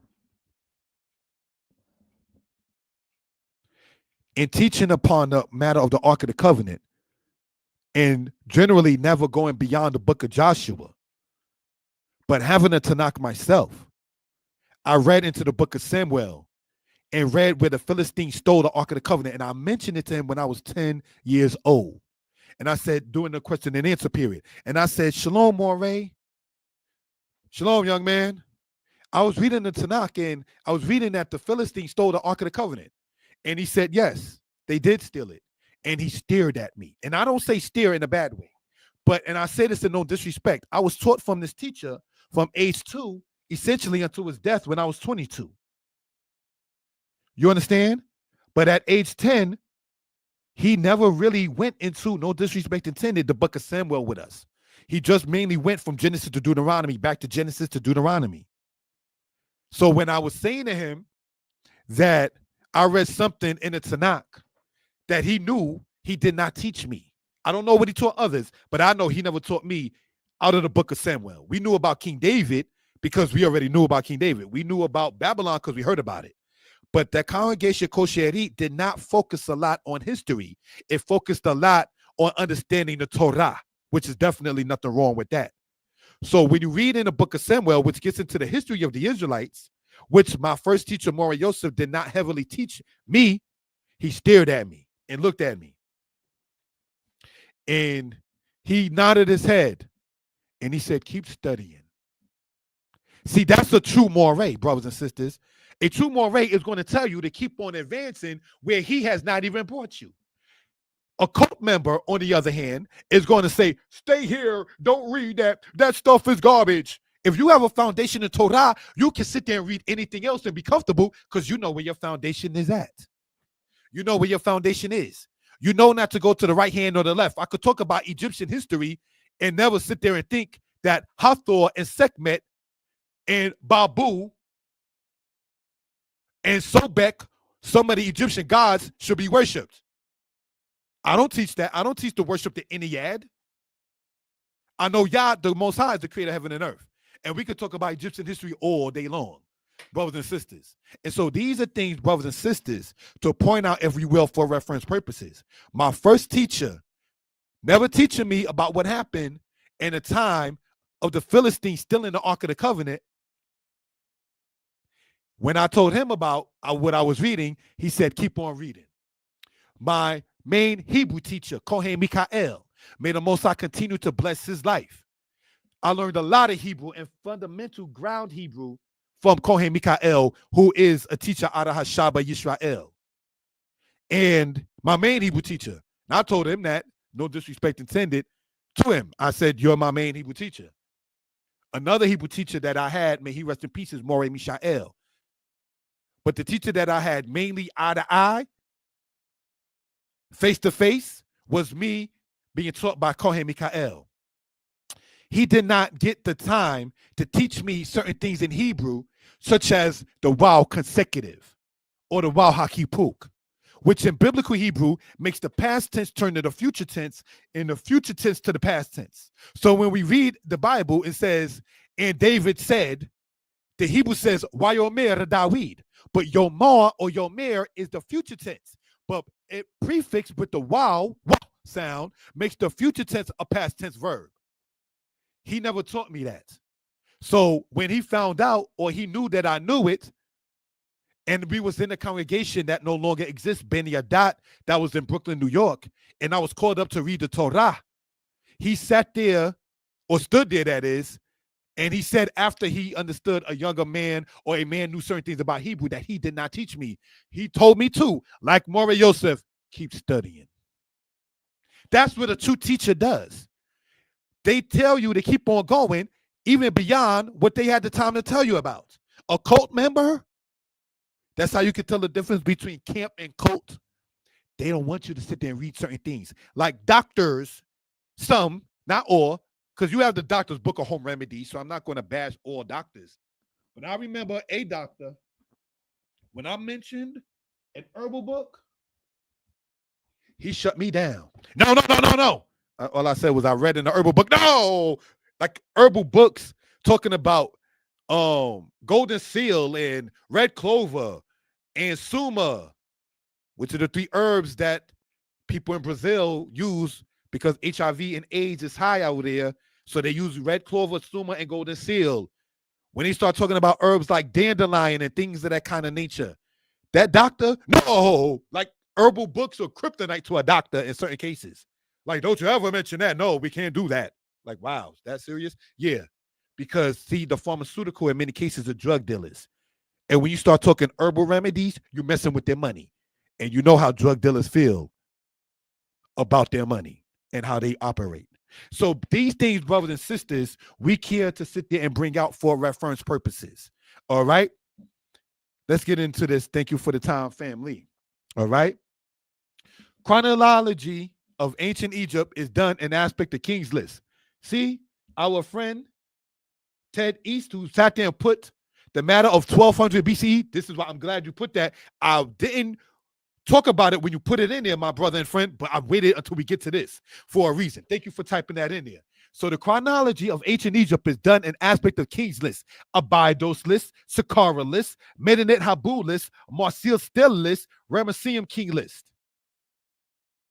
Many state the records left from Manetho are not currently known. Thus, one may have to ask if the records mainly used as the Palermo inscription, Abydos, Saqqara, and Royal Turin Papyrus are used, and all date prior to the time of Dynasty 20. How can we account for the list of kings after Dynasty 20? So, conscious community, when you all was debating Israelites, not to blow up his name under the guy Sinetta, for those who do know, which, not to be self-centered, I was supposed to be in the Kemet on trial debates. When those brothers that were with Maccabees TV, for those who do know, I was supposed to personally be part of the squad, for the lack of a better term, on the Kemet on trial debate. But I mean not to sit there and slander. Certain things just didn't pan out. That's all I'm going to say. So I took my little princess out and didn't go to that matter where people paid and didn't get what they wanted. Then at publications, we try not to operate like that. You understand? But brothers and sisters, looking at it like that, in that particular case, my background has nothing to do with Freemasonry. I like the way that the picture looks in that particular case. All right? So George Crawford, thank you for asking. Is your brick background symbolism for Freemasonry? Absolutely not. I just like the way the picture of it looks. All right. So thank you for that. And I'm going to state that for the record. Thank you for that. But let's look and go back to this here. In regards with our brother and friend Ted East asked, or stated, not even asked, about the 1200 BC. Where did they get that date from? Looking at all of this kind of matter right here, if we will.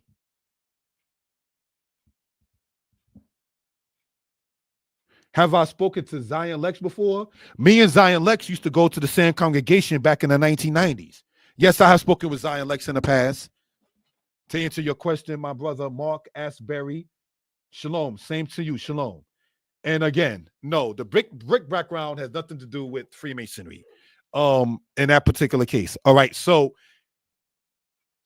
to Ted East and everybody else who speaks about the dating system, we wanted to sit there and talk about the dates for the majority of the Pharaonic period from 3000 to 664 BCE.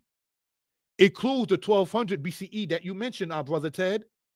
And if there's implications of it being not accurate because of co-regencies where two kings ruled at the same time, but on the king's list is listed 1, 2, 3, 4, 5.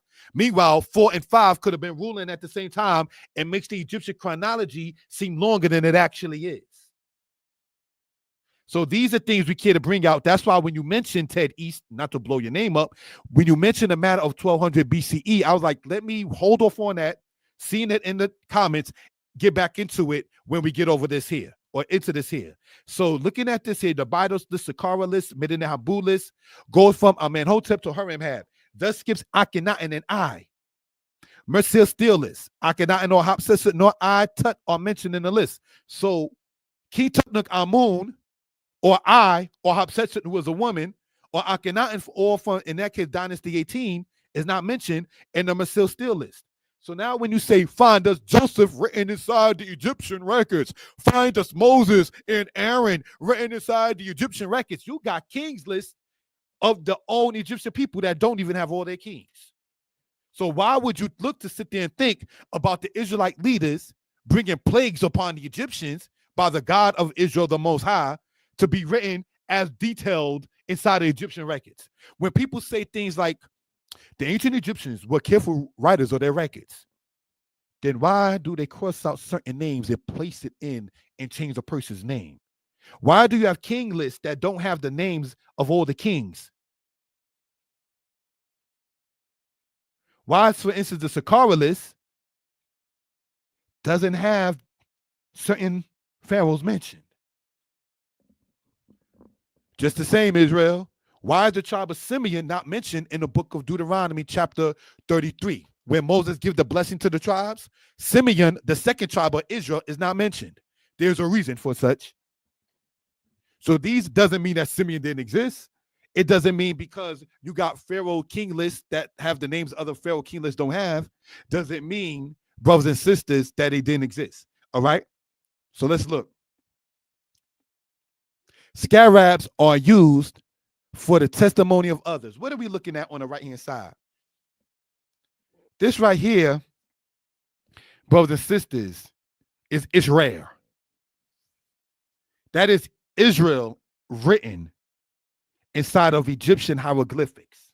Not that we need it, brothers and sisters, but this was found by Flinders Petrie in 1896. So some people before then perhaps would have said there was no mention of Israel by any Egyptian ever. And maybe before 1896.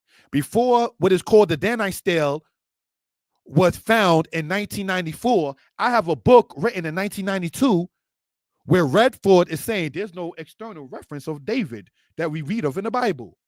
But they found it years later after the book was written. So archaeology does bring more things out. One of the things I like to point out, the brother who helped me get my books out, Zebulon Hedekiah ben Levi, may the Most High bless his life and he continued to be. Zebulon Hedekiah Levi, brothers and sisters, who helped get my books out and put me on to becoming an author, definitely always appreciative of that. He pointed out in Psalms chapter 85 that the truth shall come from the earth. So there's nothing wrong with archaeology, brothers and sisters. All right, so our brother and friend, Israel Young Lion, has asked about, have I ever heard of the possibility of all the events taking place in southern Egypt via the Ipera Papyrus? As before, our brother Israel jumped the gun in a presentation, which is nothing wrong with it. The comments are definitely appreciated. Let's see what we're talking about. Timeline of major periods in ancient Egypt. And let's not, as Israelites, say that doesn't matter, because in our book, the scriptures, it talks about the wisdom fleeing the Egyptian pharaohs, and that the Egyptian pharaohs we see of in Isaiah chapter 19, he didn't have the wisdom of the old pharaohs. So it talks about the pharaohs in the book of Isaiah. So there's nothing wrong with studying about it. You understand? So let's continue in this matter. Circa C 3150, 3100 to 2575, 2575 to 2180, 2180 to 2040, 2040 to 1640, 1640 to 1530, 1530 to 1070, the New Kingdom. So Ted East is speaking and asking about the whole matter of that 1200. Yeah, there's a reason why I didn't talk about it then, but talking about it now. This is the timeline that we're talking about. So Arab man, were you there with Namur or in the Old Kingdom or in the first intermediate period? Because according to brothers and sisters, this book here, if you can see it, The World of the Pharaohs, Arabs didn't go in there until the timing of 500 AD. So no, you was not there. And there are Israelites saying that there were Israelite rulers in Egypt. You was not the house of Israel in the Old Kingdom. Because remember when the plagues came, right?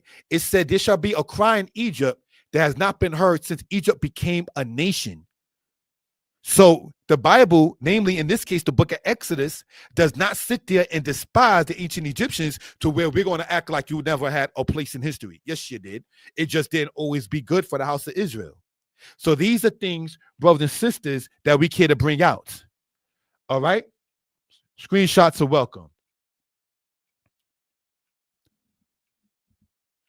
Captivity memorialized during, say, the timing of the 13th dynasty of Egypt is where you begin to see these figurines made and so forth. Let's continue, if we will. Pharaohs from Dynasty 12 and Dynasty 13. Remember what we were talking about and getting into, save for reference purposes, brothers and sisters? 1 second, please.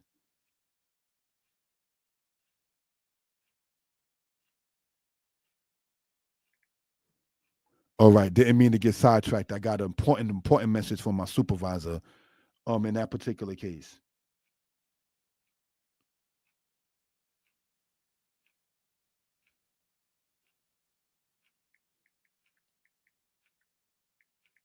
Sorry about that, family.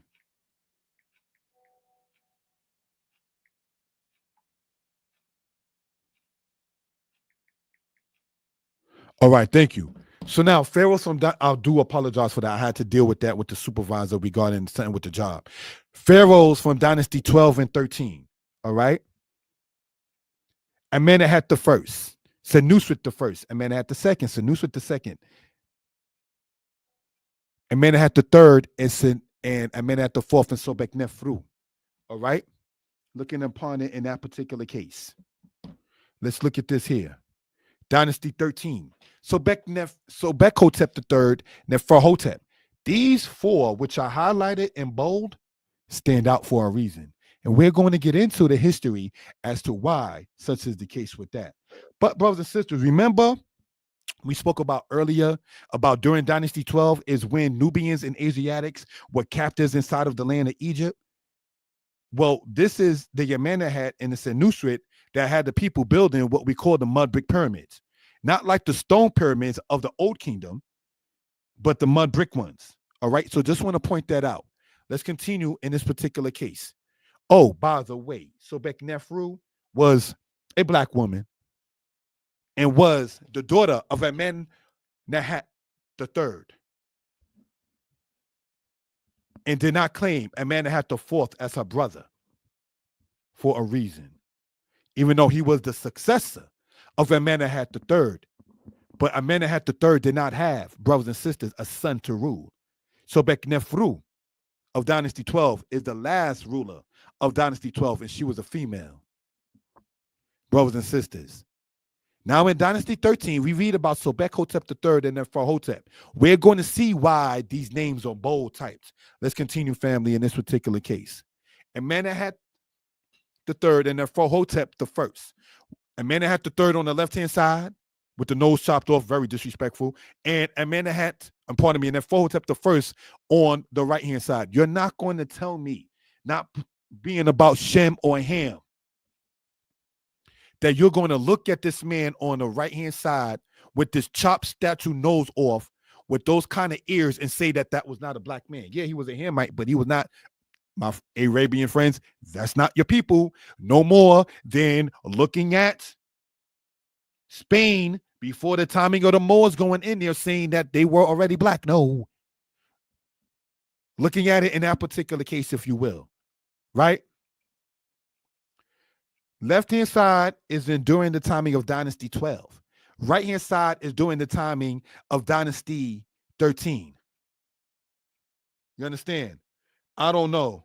With that kind of thing on the right-hand side, maybe resembles to me Forrest Whitaker. I don't know. Not trying to be funny or nothing like that. But let's continue, if we will, family. And why are you always trying to cut off somebody's nose and then you still put it up there? It's kind of rude, don't you think? But let's look. Notes and a picture of an Asiatic. Neferhotep I of Dynasty 13, which we showed on the previous picture, he was succeeded by his brother Siathor, not his son. Siathor was succeeded by his brother Sobekhotep III and the Amu Asiatics. Brothers and sisters, I want to point out, if I may, when you go into a book about the chronology of the Egyptian families, Sobek Nefru of Dynasty 12 spoke about her sister, but did not speak of Amenemhat IV, the successor of Amenemhat III, her father, as her brother. The tomb was not found. In a picture, again, that we showed earlier of the Amu or the Asiatics. They say there, Dynasty 18 at the bottom. But as we pointed out from Sir Alan Gardiner in his book, the quote, Syrians called the Kur, part of the Amu people of ancient Egypt that were in ancient Egypt, were not Egyptian, but yet they were in there. Who could be and why Amenemhat the fourth body is not found among the tombs? Why, when you look up Egyptian books or books about ancient Egypt, they talk about Amenemhat the first, the second, the third, and then go to Amenhotep in Dynasty 18. You're like, what happened to the fourth guy? There's a reason for that, brothers and sisters. On Day Night Publications, we care to sit there and go in depth, giving the respect, may she rest in peace, to Imam Matina, who told me to do so as much as possible in that particular case. And as you see, the nose in part 2 of Amenemhat the fourth is cut off. I mentioned the nose for a reason, if we will. To know the Egyptian history as much in depth as possible. Amenemhat the fourth was a ruler in Dynasty 12, who is to be the successor of Amenemhat the third, as we shown earlier. Amenemhat the fourth was not the biological son of Amenemhat the third. The successor, Sobeknefru, was the ruler of Amen after Amenemhat the fourth and daughter of Amenemhat the third, as we stated. The rule of Amenemhat the fourth was less than 10 years. Sobeknefru does not claim Amenemhat the fourth as a relative, but links herself to Amenemhat. Oh, supposed to be Amenemhat the third. Sorry about that. But links herself to Amenemhat the third. Typing fast. Sorry, family. Looking at it in that particular case, all right? So, sorry about that, family. Because I can't say doesn't claim Amenemhat the fourth, but links herself to Amenemhat the fourth. As pointed out, and you can read that upon your own time about that particular woman's style and fashion. They had a picture of her and didn't show it because the only thing they said and they showed of her was her torso with her breasts. I'm not presenting that on Day Night Publications. All right. So these are things, brothers and sisters, that we care to sit there and bring out for reference purposes, if we will. Dynasty 12, Amenemhat the fourth. Let's remember that for a reason. Thank you for the timing. The Middle Kingdom. You're welcome to take screenshots. Following the collapse of the Old Kingdom, historians call the next period the Middle Kingdom. During this time, Egypt's trade and empire expanded. Egypt conquered kingdoms in Nubia and gained control of gold mines. Now, when you read in Exodus concerning the Exodus, and it says, you shall get of the oppressors jewels of gold and jewels of silver, and you shall despoil the Egyptians that they were despoiling in Dynasty 13, brothers and sisters, got the gold from taking it from the people in Nubia and going into the Sinai and going into the mountains of the Sinai itself. So what we want to show on the left-hand side, brothers and sisters, looking at it in this particular case, Egypt, the Nile flows upward, all right? Looking at it in that particular case. The further south you go, the higher the numbers of the cataracts go. Cataract 1, 2, 3, 4, 5. Meroe, Khartoum, Nubia, Sudan. Let me point out this, brothers and sisters. Modern North Sudan is part of ancient Egypt proper. Southern Sudan is part of ancient Ethiopia proper. So Sudan, as we call it today, is part of colonization, but the landmass in the northern part of Sudan is part of ancient Egypt. That's why you find Dynasty 18 rulers setting up shop like the Temple of Soleb and everything like that in the land of Sudan of today. That's why, for instance, Sudan of today got more pyramids than ancient Egypt. Sudan today has more pyramids in it than Egypt today, because, brothers and sisters, and Ethiopia too has pyramids. But what we want to point out, brothers and sisters, is that Upper Sudan is part of ancient Egypt south, and Lower Sudan or Southern Sudan is part of ancient Ethiopia / Nubia. All right, so let's understand that for reference purposes. The Blue Nile and the White Nile, where they meet up together and they continue to flow into the Mediterranean Sea. How does anybody can listen to this, subscribe to the channel, if you will, but think this has anything to do with the Europeans? No. Brothers and sisters, the ancient Egyptians were so nationalistic, the brother typed in that they were dark-skinned and light-skinned Asiatics, but that didn't move the Egyptians to say we're brothers like that. No. Joseph ate by himself, his brothers ate by themselves, and the Egyptians ate by themselves. The Egyptians knew that Zaphanat Paneah, Joseph in Genesis, is not an Egyptian. We're not sitting down eating with you. It was an abomination for the Egyptians to eat with Hebrews. So that just go to show you, even the scriptures is saying, because it does say it was an abomination for the children of Mizraim, for the people of Sematawi, for the people of Kemet to sit there and eat bread with they who came up out of the Levant, of the Hebrew land. Nationalism. Can't hate on that.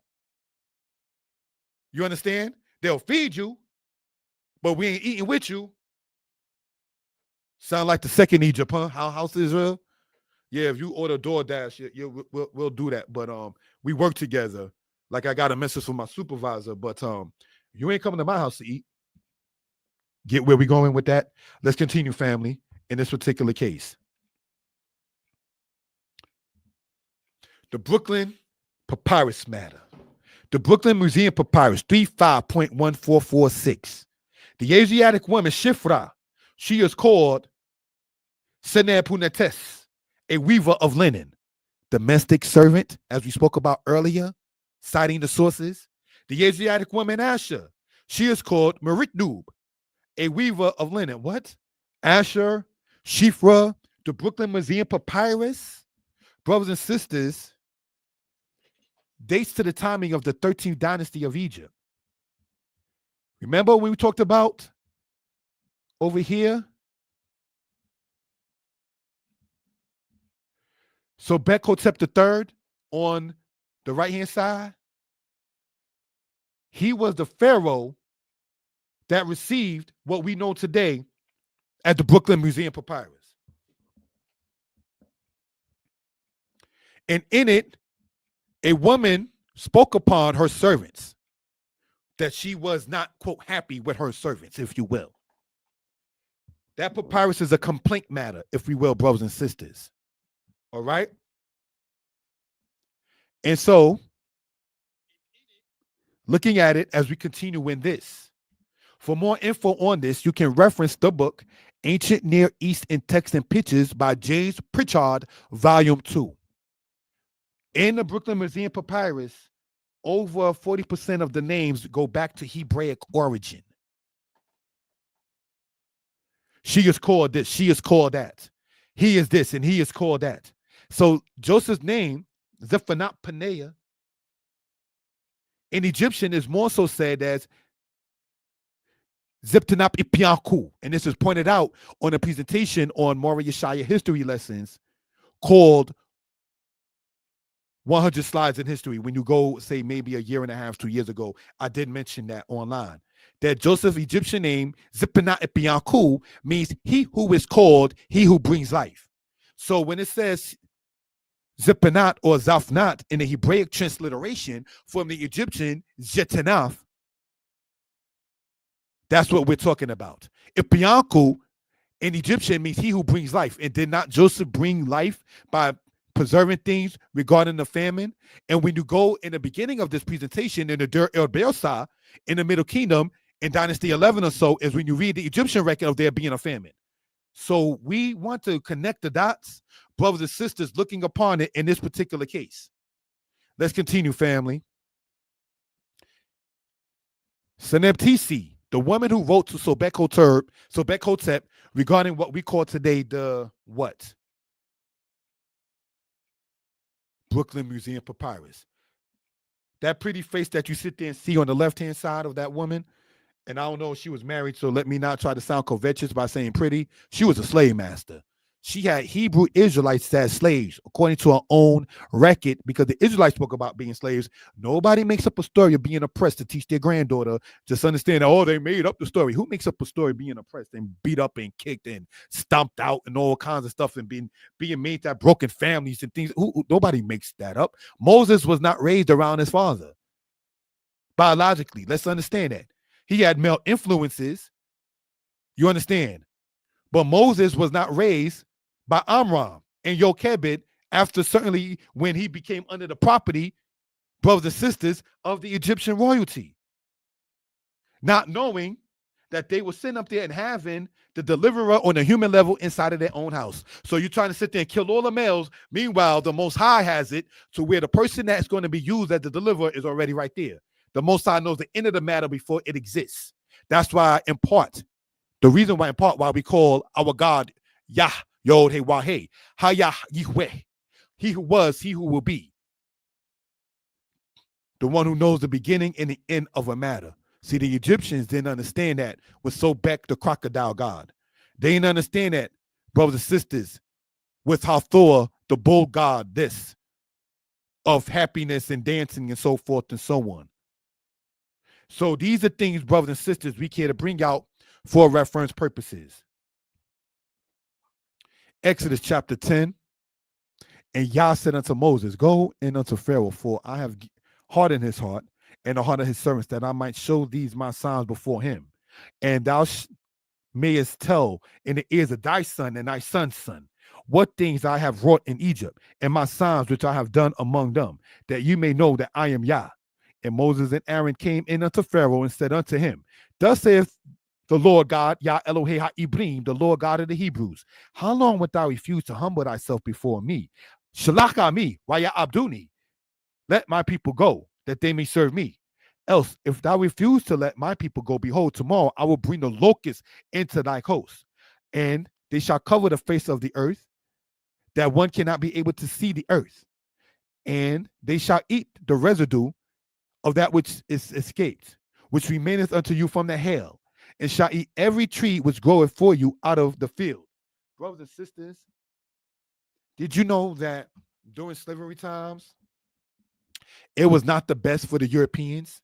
That the 14th president lost his children before he died? That Lincoln, the 16th president, lost some of his children before he died? The Most High was hitting them with plagues, even in a modern Egypt here captivity. It was not the happiest, brothers and sisters. The 1840s, they had a famine over in Ireland and came over here and became a problem to the British settlers that was already here, brothers and sisters.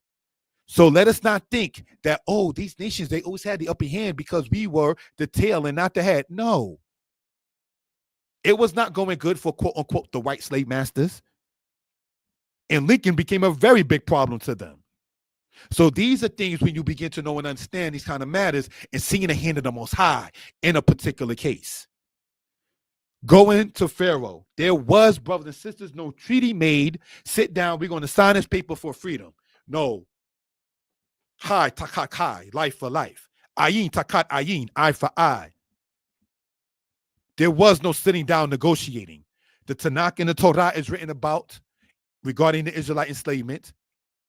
The brother, Israel Young Lion, mentioned something we're going to talk about from the Egyptian side regarding Israelite enslavement. But there was no treaty to be made to sit there and state, now you're free. Let go my son, or I will kill your son, or unalive your son, as they want us to say online now. So, brothers and sisters, when we start talking about reparations, and as we spoke upon earlier, if you will, when people start to talk about matters of hold on.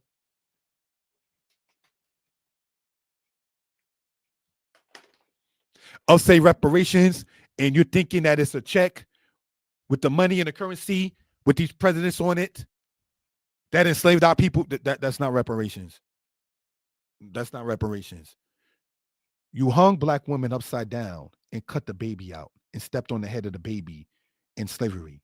You put, and I have to say is, I said I won't curse no more, so I'm not going to, but let me just say this, brothers and sisters online. You put gunpowder in a black man's behind, and you called it blasting a black's A word. See, they didn't curse. In South Carolina, you put gunpowder in a black man's anus and ignited it and blew him up to pieces and called it blasting a black's A word. In America, you can't pay me for doing that. You cut the black woman's vagina out and wore it as an ornament on your forehead. You cut off the black man's head and kicked it around like a soccer ball. No. You can't sit there and give me any amount of Benjamins or grants for that, for what you have done. According to those who do cite the book of Joshua, it says they used to take the Israelite male babies and put them inside of the pyramids for death. So you can't sit there and pay that off with your currency. You shed too much blood. Dam takat dam, Israel. Blood for blood. We ain't sitting down in Washington, D.C. with Congress saying, we want reparations. And if you take the buyout like Freddie Gray mother did, may Freddie Gray rest in peace, who was killed by or murdered by the police or unalive by the police, she can't go to court now because you took the buyout. Their silver nor their gold, said the prophet Zephaniah, shall be able to save them in the day of the Most High's wrath. So trying to sit there like Trump in his first time of being president, asking black people to pray for him, asking people such as President Johnson and Martin Luther King as his advisor, Daniel the prophet said, the judgment shall sit and the books will open, damnation and condemnation and fire for the kingdom that oppressed the people of the Most High. You understand? And when you read about the plague of hail, it came down and was fire upon the ground.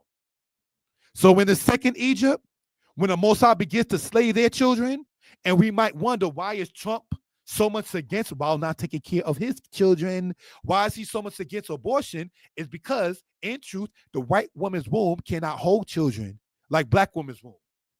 So they have more miscarriages than sisters do.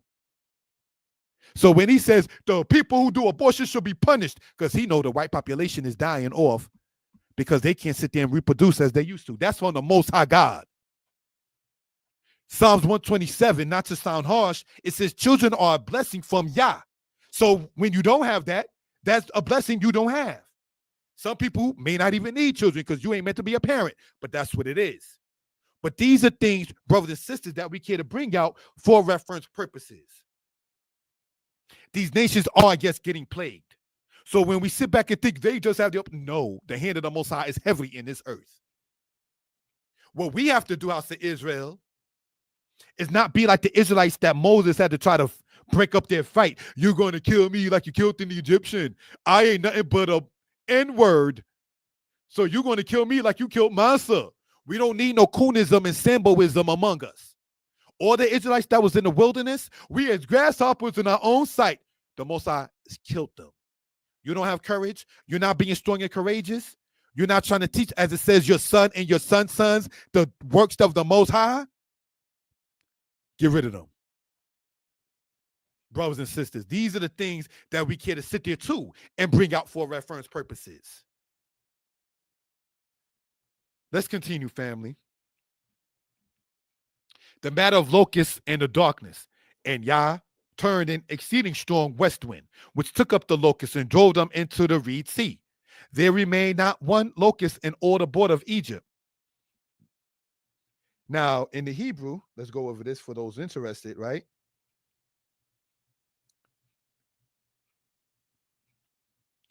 If we will, not highlighter, sorry about that, family. And for the people that's watching this, it's now 6 p.m. on the dot. I do appreciate you taking out the time because I know it's what they call Super Bowl Sunday.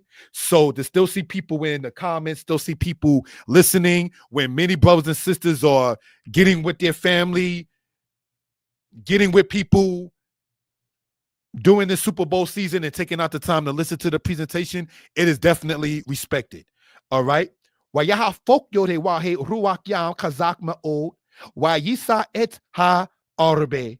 Wayit kwar ehu ya masuf. Lo nish ar arbe ekad bako gebul misrahim. Now I'm going to take that verse and make a Hebrew lesson out of it, brothers and sisters, for the next Hebrew class presentation. Going over the while consecutive, the past tense, the future tense, the prefixes, the suffixes, the verbs, the nouns, brothers and sisters. And why did I say read sea as opposed to Red Sea when the Hebrew says Yamasuf? The word suf means read, R-E-E-D. All right. So these are things, that, brothers and sisters, that we care to sit there and bring out for reference purposes. And Yah said unto Moses, stretch out thy hand toward heaven, that there may be darkness over the land of Egypt, even darkness which may be felt. And Moses stretched forth his hand toward heaven, and there was a thick darkness in all the land of Egypt 3 days. And they saw not one another, neither any rose from his place for 3 days. But all the children of Israel had light in their dwellings. And Pharaoh called unto Moses and said, go ye, serve Yah. Only let your flocks and your herds be stayed. Let your little ones also go with you. brothers and sisters, he was not being full-hearted and saying, go, leave your flocks and your herds. In other words, you're going to leave that because you got to come back to pick it up. And when you come back to pick it up, I'm going to get you again into enslavement because you're going to need your flocks and your herds. So it was not full-hearted of the leader, Pharaoh, to say, go ye, serve Yah, only let your flocks and your herds be stayed. Let your little ones also go with you. Because you know you got to go back for your property. And when you went back for your property, capture you again. So no, we're not going without our children, and we're not going without our animals. So these are things, brothers and sisters, when you talk about the locusts, the hail, the darkness, the 8th, the 9th, pardon me, the 7th, 8th, and the 9th plague. Let's see, brothers and sisters, what we can ascertain from that. And Yah said unto Moshe, yet will I bring one plague more upon Pharaoh and upon Egypt. Afterward, he will let you go hence. When he shall let you go, he shall surely thrust you out hence altogether. Speak now in the ears of the people, and let every man borrow of his neighbor, and every woman of her neighbor, jewels of silver and jewels of gold. And Moses said, thus saith Yah, about midnight will I go into the midst of Egypt, and all the firstborn in the land of Egypt shall die. From the firstborn of Pharaoh that sitteth upon his throne, even upon the firstborn of the maidservant that is behind the mill, and the firstborn of beasts, brothers and sisters. So when you read about Neferhotep's brother being a ruler, because Neferhotep's son, Ha'ankef, did not rule. So when it says from the firstborn of Pharaoh, Ha'ankef, in history, his uncle Seathor had to be the ruler because the Most High slew the firstborn of Neferhotep the first. These are things, brothers and sisters, that we care to bring out for, as pointed out, reference purposes. And it shall be a great cry throughout all the land of Egypt, just as there was none like, nor shall there be any like it anymore. But against any of the children of Israel shall not a dog move his tongue against man or beast. And you shall know that Yah does put a difference between the Egyptians and Israel. So we're not made to be among the nations. Even Balaam said that for what it's worth. Not that we needed Balaam, but brothers and sisters, Balaam said, I see Israel, a people not reckoned among the nations. That could be taken good and bad. Not reckoned among the nations because we're not like the nations, not supposed to be, and not reckoned among the nations because the nations don't like us. And they still don't like us. Why do you think ever so often they got to come up with a new name for us? Why do you think our book is called the Old Testament? Why do you think our true land, the land of Israel, is vacant and desert? And we're landless here in the West. And ever so often, every couple of decades, the president that's sitting, like George Bush Jr. had to do, is reinstate black people to vote again, because when black people got the right to vote under Johnson, it was conditional. Remember when George Bush Jr. had to sit there and reinstate for black people to vote again? So we're not part of this people. They gave us the illusion of inclusion. We want to bring this out, brothers and sisters, for the people, if we will. Let's continue, family. Told you. Told you. See, my brother, when you asked us about their papyrus, and I said, we'll get to it, or let's talk about it later. Here we go.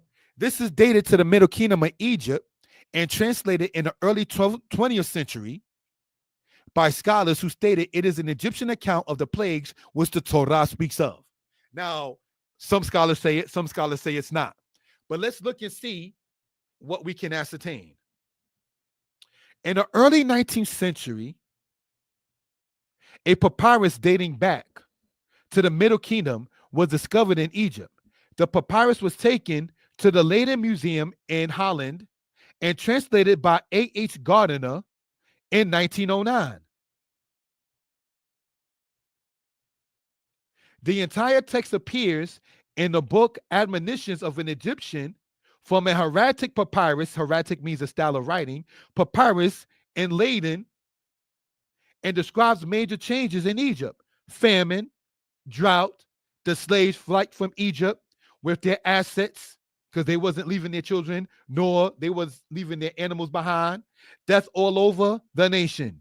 The papyrus was written by an Egyptian called Epura, and it appears from its contents that this individual personally witnessed the disasters that struck Egypt. This papyrus is a most significant handwritten description of the catastrophes, the death of Egyptian society, and destruction of Pharaoh. What do you gather from that? Middle Kingdom, we've been talking about the Epura papyrus, brothers and sisters. The entire Epura papyrus, brothers and sisters, is written with translation in a book that I wrote, Egypt Talk and Writing. And then I give my dissertation concerning it. For those who are interested, you can go on Amazon and get the book, Egypt Talk and Writing. The one that costs $30, not the one that costs $10. The one that costs $10 is an abbreviated form, and it doesn't have that like that in that particular case. All right? No, I stand corrected. That is that. So if you go even to the smaller one, Egypt Talk and Writing, because I remember when I edited the Egypt Talk and Writing book to make it a PDF and an ebook for those who type in my name, Yeshua Yisrael, you will see it. Or Vincent Hutchinson. Matter of fact, let me type this into the chat. All right, so it'll be understood. All right, for reference purposes. All right, thank you for that, family. Let's look at it like this.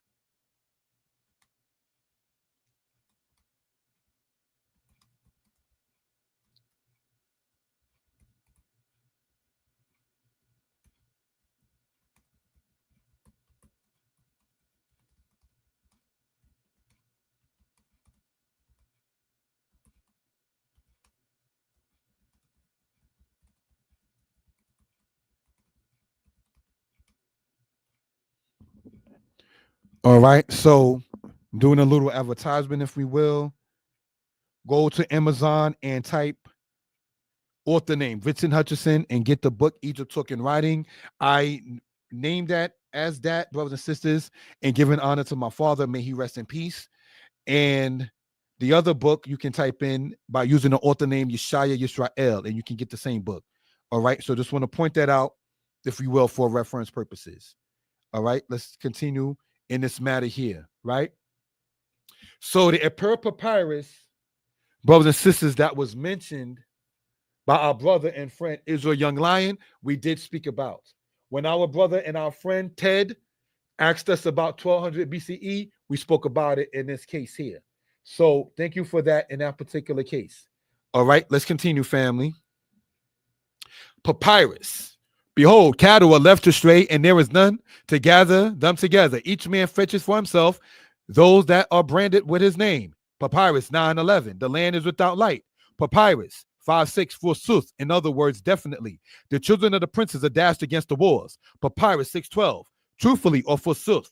The children of the princes are cast into the streets. Papyrus 2:13. He that places his brother in the ground is everywhere. Papyrus 3:14. It is groaning that is throughout the land, mingled with lamentations. Papyrus 7:1. Behold, the fire hath mounted up on high. It is burning, goes forth throughout the enemy's land. And then we see the correlation in the book of Exodus. Exodus 9, Exodus 10, Exodus 12, Exodus 12 again and again. It is groaning throughout the land, mingled with lamentations. Lower Egypt weeps is what part of the papyrus says. It is going throughout the land, mingled with lamentations. The part that this slide doesn't show is that in the book that I wrote, I showed where Epura papyrus mentions Lower Egypt weeps. Lower Egypt is part of the place where Israel was in Northeast Egypt, because they called Northern Egypt Lower Egypt, and they called Upper Egypt Southern Egypt. Southern Egypt is Upper Egypt, all right? And Lower Egypt is Northern Egypt, and they called it that because of the way of the flow of the Nile. So these are things, brothers and sisters, that we care to point out. What do you gather from this, family? Some people have stated the people went in there and they got their papyrus and then they translated it and then they copied and pasted it and then they made the Bible story out of it. That sounds foolish, because if the Epura papyrus was not found until the timing of the Europeans going into Egypt, when would the Israelites have time to get into the Epura papyrus? where it was at, knowing the Egyptians kicked the Israelites out and the Israelites left in haste. When would they have time to go back to sit there and make up a story, copying the Egyptian things to make an Israelite story that we see in the Bible? That doesn't make any sense, brothers and sisters. And again, who makes up a story about being oppressed? If you're going to plagiarize something, like some people say the Bible's plagiarized out of Egyptian, which is ridiculous. Which I also talk about in my book, Egypt Talk and Writing. Did the Torah come from the culture Tameri? No, first off, the Israelite priests could not make themselves bald, and the Egyptian priests could not have themselves with hair. So the priesthood is different, so your culture is definitely different. So going back into this, if we will, family, right? And looking at it, the Bible that we have was translated before the Epira Papyrus was translated. So when would the Israelites, seeing the Epira Papyrus written in hieratic writing of ancient Egypt, have time to sit there and take it, make a Hebrew version, and then put it back for the white man to find it later? That doesn't make any sense. Just say ancient Egypt went through something and the Israelites got delivered. Let's continue, family. Let us explain. Epira goes on to say, none shall sail to Byblos today, who shall get the cedar trees for our mummies. This shows something. Byblos is Lebanon. And this is why we wanted to point this out earlier. Remember we were saying about Byblos earlier? Shalom, Kanania, Yisrael, Shalom, sister. Remember we was talking about Byblos earlier, right? And about sailing and all of that kind of stuff. This is why I said, let's remember this for later on in the presentation. Byblos is Lebanon. The cedars of Lebanon were known to the Israelites in the Bible and to the Egyptians inside of the Epira Papyrus, dated to the Middle Kingdom of Egypt. Some people try to say that the Epira Papyrus is not a historical document, and this is why I wanted to go into this here. Give me 1 second, because the book that I need to cite is on my bookshelf, and I have to go to get it. So I'm asking you to give me, say, 30 seconds to run to the bookshelf to go and get it and be right back. Thank you, family, for that.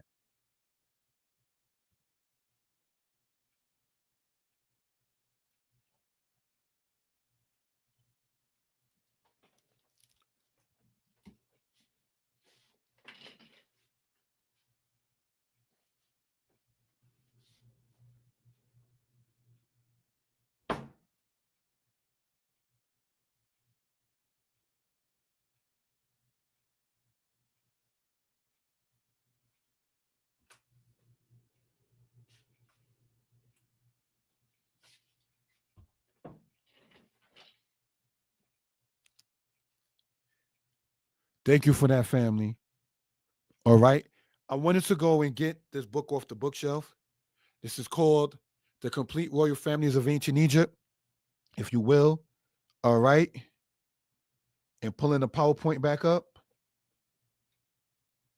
And it says Royal Families. We're going to read page 101 to cite an external source, if we will. And it says, this is still talking about the Middle Kingdom that we've been talking about. In contrast to many of these kings, some are fairly well attested. For example, so Bekhotep III, which is still doing the Middle Kingdom, is known particularly by his work at Menamud. And this goes into what we're talking about. Let's bear with this, family. While a number of places preserve traces of Neferhotep I, who I say is the pharaoh of the Exodus, activities, 13th dynasty, from Byblos in the Lebanon to Buhan in Nubia. Why do I want to point that out in that particular case, if we will, right?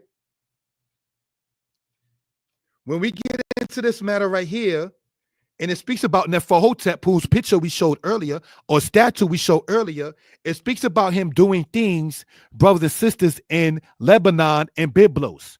The cedars of Lebanon is even mentioned in the Bible in the Book of Kings. So, brothers and sisters, when we get into showing the connection, not the plagiarism, not the copy and paste, because that is something that just doesn't make any sense because the cultures are different. But one of the things that they did use in nature as commonality, if we will, was the cedars of Lebanon. And you don't read about Byblos and the trees in ancient Egypt in the Old Kingdom unless I stand to be corrected. You read about Egyptians talking about it For instance, in the Middle Kingdom. Now, why do I go through all of that inside an external book? Because some people who can see that the plagues of ancient Egypt that came upon them, according to the Bible, is written from an Egyptian point as well, that the ancient Egyptians spoke upon it, the escape of slaves, and we went over part of that earlier, maybe say 10 or so minutes ago. Well, no, it's no historical matter, just like they want to say the Atlantic slave trade didn't happen. Oh, no, there's no history. You don't see no ships today. You're trying to change history, and this is what, in part, Moreh Yeshaya History Lessons is about, giving glory to the Most High. Because the ancient Israel didn't sit there and give you romanticism for the world to sit there and just think about it. No, Ezekiel 22 is pretty graphic. You slept with another man's wife. You slept with your sister. You're nasty. You slept with a woman when she was on her menstruation cycle. You're nasty. Ezekiel 22 gets into all of that. Your incest, like Amnon, son of David, with his sister that is sick. I got 3 sisters. There is nothing biologically. There's nothing in the world that I can sit there and be like, yeah, how you? No, we're not doing that. Never had a fathom thought of such. But some sick people in the ancient world did. Ezekiel 22 talks about that. You slept with another man's wife. You're not supposed to do that. My man don't love me. Sweetheart, that sounds like a personal problem. I'm not your helper. He don't pay no attention, and I'm not either. Take care. Lotak mod eshit re'aka. You should not covet thy neighbor's wife. Brothers and sisters, there's a reason why that's said like that, if you will. I saw, not to get sidetracked, a lady, very attractive, as it says of Sarah, she was fair to look upon. That Rebecca was fair to look upon. That Hadassah Esther was fair to look upon. And then I looked at the hand and the bit nugget ring. This conversation is over. We have nothing else to talk about. And there was no conversation in the first place. But brothers, one of the first things you want to do in approaching a sister is ask, do you have a man? Are you in a relationship? Are you married? Because that changes the dynamics of everything. Have some respect. These are things we want to talk about too for reference purposes. All right? So getting back, if we will, into this particular matter, if Byblos is mentioned in the Apera Papyrus and the cedars of Lebanon is mentioned in the Bible as well, it shows you where the landmass was. So the story of saying that North America is where the true Holy Land is, where are your cedar trees, family? That's saying that. That doesn't make any sense. All right. So this is not to be insulting, castigating, or anything of that kind of sort, but just wanted to point this out for reference purposes. Matter of the Passover. Let's close out. In the first month, on the 14th day of the month, at even, you shall eat unleavened bread until the 120th day of the month at even. Brothers and sisters, let's point this out too. Conscious community, pay attention. Passover is a celebration of a deliverance from the land of Egypt. So there's no way in the world that Passover, being that, and it says, they who do not do it shall be cut off from among their people. Leviticus 23 and the holy days therein show that there's no way in the world that there's a plagiarism from Egyptian culture.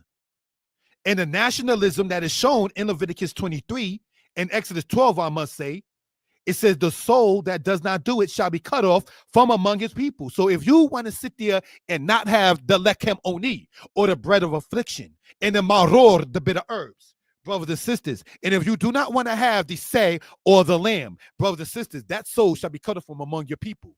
You want to forget and not remember the oppression that your people went through, you'll be cut off from the future of your people.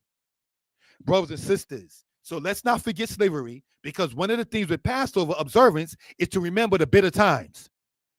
Well, we're free now. Teach it to your sons what your people went through. And if you don't want to sit there and observe it, that soul, as it says in Exodus, shall be cut off from among his people. Let's continue, family. Leavened bread, brothers and sisters, sits in your colon. By eating unleavened bread, you will begin to sit there and see physical changes. Not to sound nasty or disrespectful, you will find different changes in your stool when you use the bathroom. It's healthy, brothers and sisters. You get your protein with the lamb. You get your bitter herbs. That's herbs, cleanses your blood. And you eating unleavened bread, unlike leavened bread that sits there and sits in your colon and makes you tired. It makes you bloated. It makes you fat. So these are things, brothers and sisters, that we care to bring out for reference purposes. You shall eat nothing leavened in all your habitations. You shall eat unleavened bread. Let's continue, family. The death of the firstborn matter. And it came to pass that at midnight Yah smote all the firstborn in the land of Egypt, from the firstborn of Pharaoh that sat on his throne unto the firstborn of the captive that was in the dungeon, and all the firstborn of cattle. And Pharaoh rose up in the night, he and all his servants and all the Egyptians. And there was a great cry in Egypt, for there was not a house where there was not one dead. So if you had a dead child or a dead animal, you was crying on account of that. But when the mothers of Israel were crying, when they slew the firstborn and the sons of Israel, what about that? What about those tears? There's a book written by a lady named Jones. I forgot the full name of the author, but her last name is Jones. The name of the book she wrote is called They Were Her Property Too, T-O-O. Speaking about the white women regarding slavery. And when black people would get off the field and see their children not there, and the white women counting money, that their children were sold.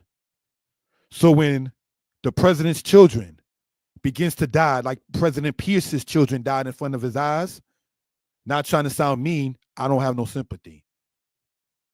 Because you was part of the people in slavery that condoned a child being sold and the mother walking in and seeing your white woman counting the money after selling the little black children to another plantation, never to perhaps see them ever again. So when the Most High kills your children, President Pierce and President Lincoln, who put black people back in slavery, that's the hand of the Most High. And even Lincoln said that. The judgments of the Lord are righteous altogether. That's what Lincoln said in his second inaugural address a month before he got killed. And it's not to be funny, brothers and sisters, nor sounding harsh. Lincoln died on the Shabbat in the month of April during the calendar time of the Feast of Unleavened Bread. Did you know that? Abraham Lincoln died on the Shabbat during the time of the Feast of Unleavened Bread. When you do the calendar timeline and so forth and so on. So in this second Egypt, best believe the Most High's hand is in it. Let's not sleep, Israel, and start to think we're still just the tail. We are not just the tail. We're getting up. Arise and shine, for your glory has come upon you. Put on your beautiful garments, O house of Israel.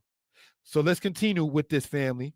The number in the mixed multitude. And the children of Israel journeyed from Ramesses to Sukkot, about 600,000 on foot that were men, besides children. So we're talking over, brothers and sisters, 1 million people leaving out. And a mixed multitude went up also with them, and flocks and herds and even much cattle. Now, some people, well, you don't see this in the Egyptian record. You didn't read the Imperial Papyrus. And then when the Imperial Papyrus is presented, oh, it's not really a historical event. It's not really that. So how is he talking about the cedars of Lebanon trees while he's also talking about the same thing that correlates to the time of Neferhotep's actions if it's not historical? Do you see why they called our book the Old Testament? See why they didn't want us to read? Let's continue. The timing and the season. And it says, this day came ye forth in the month of Abib. The Hebrew word Abib means to sprout forth or to spring or greenery. Probably why in spirit I wanted to wear the green shirt. In it shall be when Yah shall bring thee into the land of the Canaanites and the Hittites and the Amorites and the Hivites and the Jebusites, which he swore unto thy fathers to give thee, a land flowing with milk and honey, that thou shalt keep the service in this month, the month of Abib, meaning spring. The new year of the house of Israel comes in the spring, not in quote unquote January when it's cold as who knows what and still snow on the ground. 7 days thou shalt eat unleavened bread, and in the 7th day shall be a feast unto the Most High. Unleavened bread shall be eaten 7 days, and there shall be no unleavened bread be seen with thee. Neither shall there be any leaven seen in all thy quarters. So it's telling you what people might call today's spring cleaning. Get the leavening out. Get the leavening out. Get the leavening out of your system. Get the leavening out of your home. Get the leavening out of your mindsets. Because what leavening does, even physically, it sits in your colon. It doesn't digest the same way. And it makes you, as pointed out, fat, tired. And when you are sluggish due to what you eat, and I'm not trying to play holier than thou, you get irritable. You get upset quicker. Oh, this ain't done and that ain't done. I ain't got the energy for this and that. It could be in part the diet. So we want to change the diet physically and spiritually, brothers and sisters. The Bible tells us, forsake the foolish and live and go in the way of understanding. That is a form of leavening being left behind. Forsake the foolish and live. Get rid of that drains your energy vampires, that some may call it. If they can't build with you or for you, bye-bye, shalom aleichem. And watch them not even say shalom back because there's no peace in them. So brothers and sisters, these are things, again, we're here to bring out for reference purposes. The reason and the memorial. And it came to pass when Pharaoh would hardly let us go, that Yah slew all the firstborn in the land of Egypt, both the firstborn of man and the firstborn of beast. Therefore I sacrifice to Yah all that openeth the matrix, being males, but all of the firstborn of my children I redeemed. The priests of the house of Israel were initially the firstborn of each household. Numbers chapter 3 said the Most High takes the Levites in place of the firstborn as the priests. Let's continue. And it shall be for a token upon thy hand and for frontness between thine eyes, for by strength of hand Yah brought us forth out of Egypt. Do we see how we get into all of this? And when we bring this kind of facts out and bring this kind of information out, some may go and sit there and try to proclaim and or say, well, it's a metaphor, it's an allegory. No, it's historically accounted. When speaking, for instance, as our friend Israel Young Lion spoke about the Upper Papyrus, which we went over some minutes ago, right? When they talked about it on the news, in the media, on TV, the person speaking on is like, yeah, there's the Upper Papyrus, and it speaks about this, that, and the third. Like, let's go on there, let's move on. No, let's talk about it and bring it out. Brothers and sisters, let's continue, family.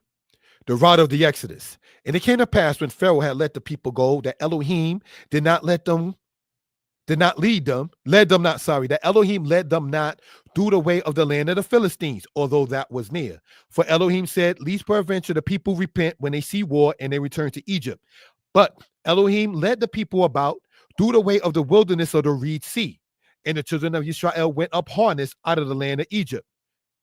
And Moses took the bones of Joseph with him, for he had strictly sworn the children of Israel, saying, Elohim shall surely visit you, and you shall carry up my bones away hence with you. And they took up their journey from Sukkot and they camped at Etan, on the edge of the wilderness. And Yah went before them by day in a pillar of cloud to lead them the way, and by night in a pillar of fire to give them light, to go by day and night. He took not away the pillar of the cloud by day, nor the pillar of fire by night from before the people. The Most High did not forsake the house of Israel, then or now. We have a God to worship and praise, brothers and sisters. And this God, Yah, brothers and sisters, comes with laws, statutes, and commandments. Not that any of us are perfect in them, but we definitely want to get into them. We have a culture, brothers and sisters, to bring out to our people in what we call, quote unquote, Black History Month or any other time. But respectfully take the time that our people are listening and want to sit there and bring this out to them if we will. All right? Let's continue, family. The Exodus route in the Amorite land. Remember, we just read about the land of the Amorites, that the Israelites will be brought into the land of the Amorites, right?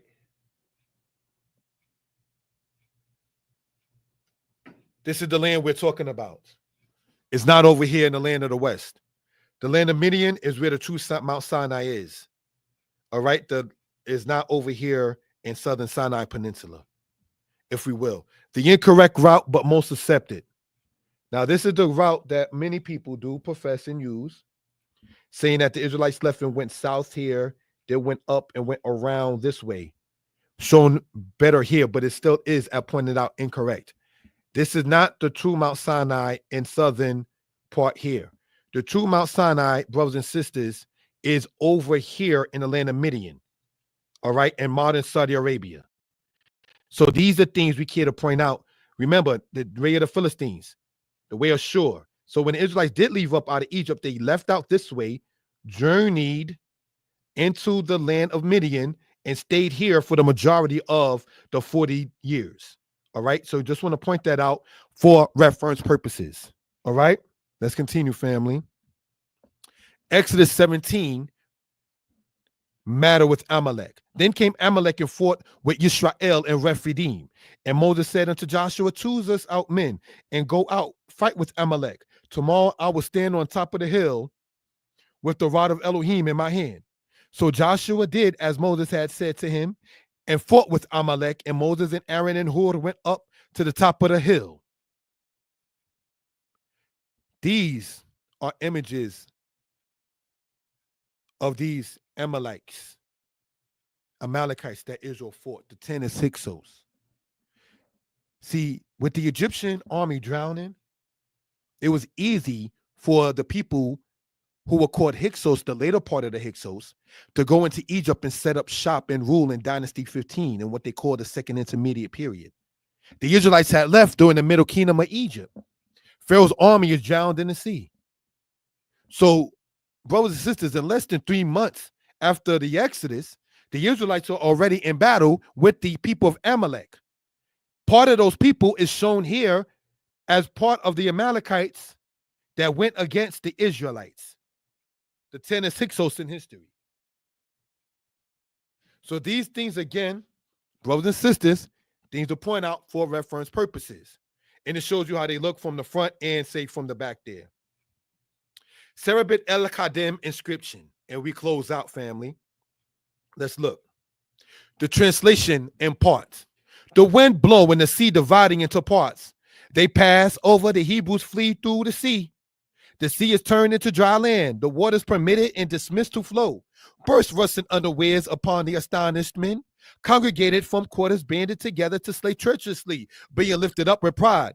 Their leader divideth asunder the sea, its waves roaring. The people enter and pass through the midst of the waters. Moses caused the people to haste like a fleet-winged sea ostrich crying aloud. The cloud shining bright. Remember, we read about the cloud. A mighty army propelled into the Reed Sea is gathering into one.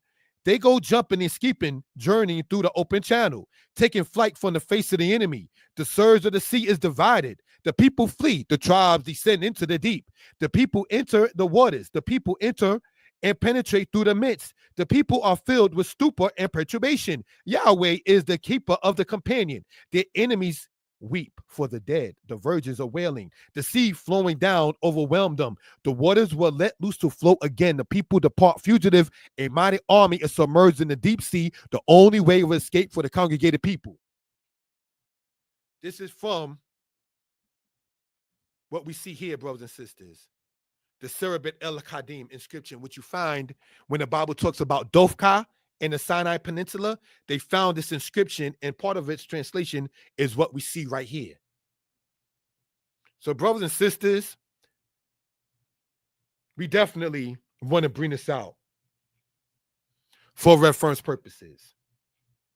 We hope and pray that everybody is well and will be better. We're going to, family, conclude in this particular case. If there's any questions or comments, my numbers across the screen, 908-587-4841.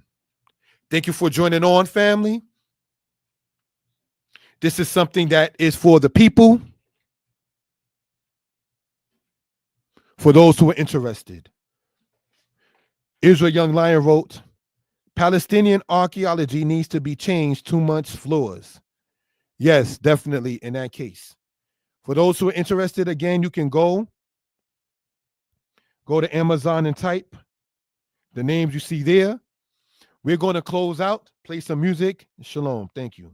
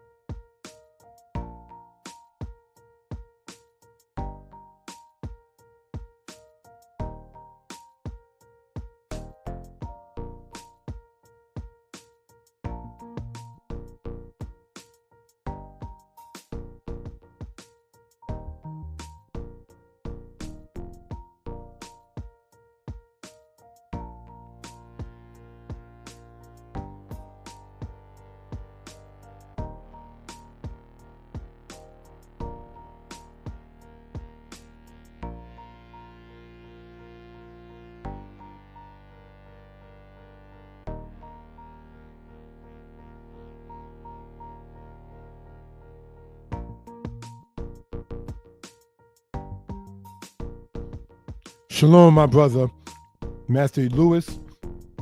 Shalom, Israel Young Lion. Shalom, Sister Kananya. Shalom, Mark Ashbury. Shalom, George Crawford. Shalom, Beit Zadok. Shalom, Ted East. And hopefully the comments and the questions were addressed to people's one satisfaction. Somebody wrote, Shalom Mishpachah. For those who may not know, Mishpachah means family. And thank you again for earlier keeping your word and letting me know about the bitter melon. Again, may our Creator Yah smile upon your work and all that you do. Shalom. And thank you for participating and being part of the presentation. And may the Most High bless us all. We hope and pray, brothers and sisters. We're going to conclude now. Subscribe to the channel. We intend to have more presentations. And I can be reached at 908-587-4841. Shalom, family.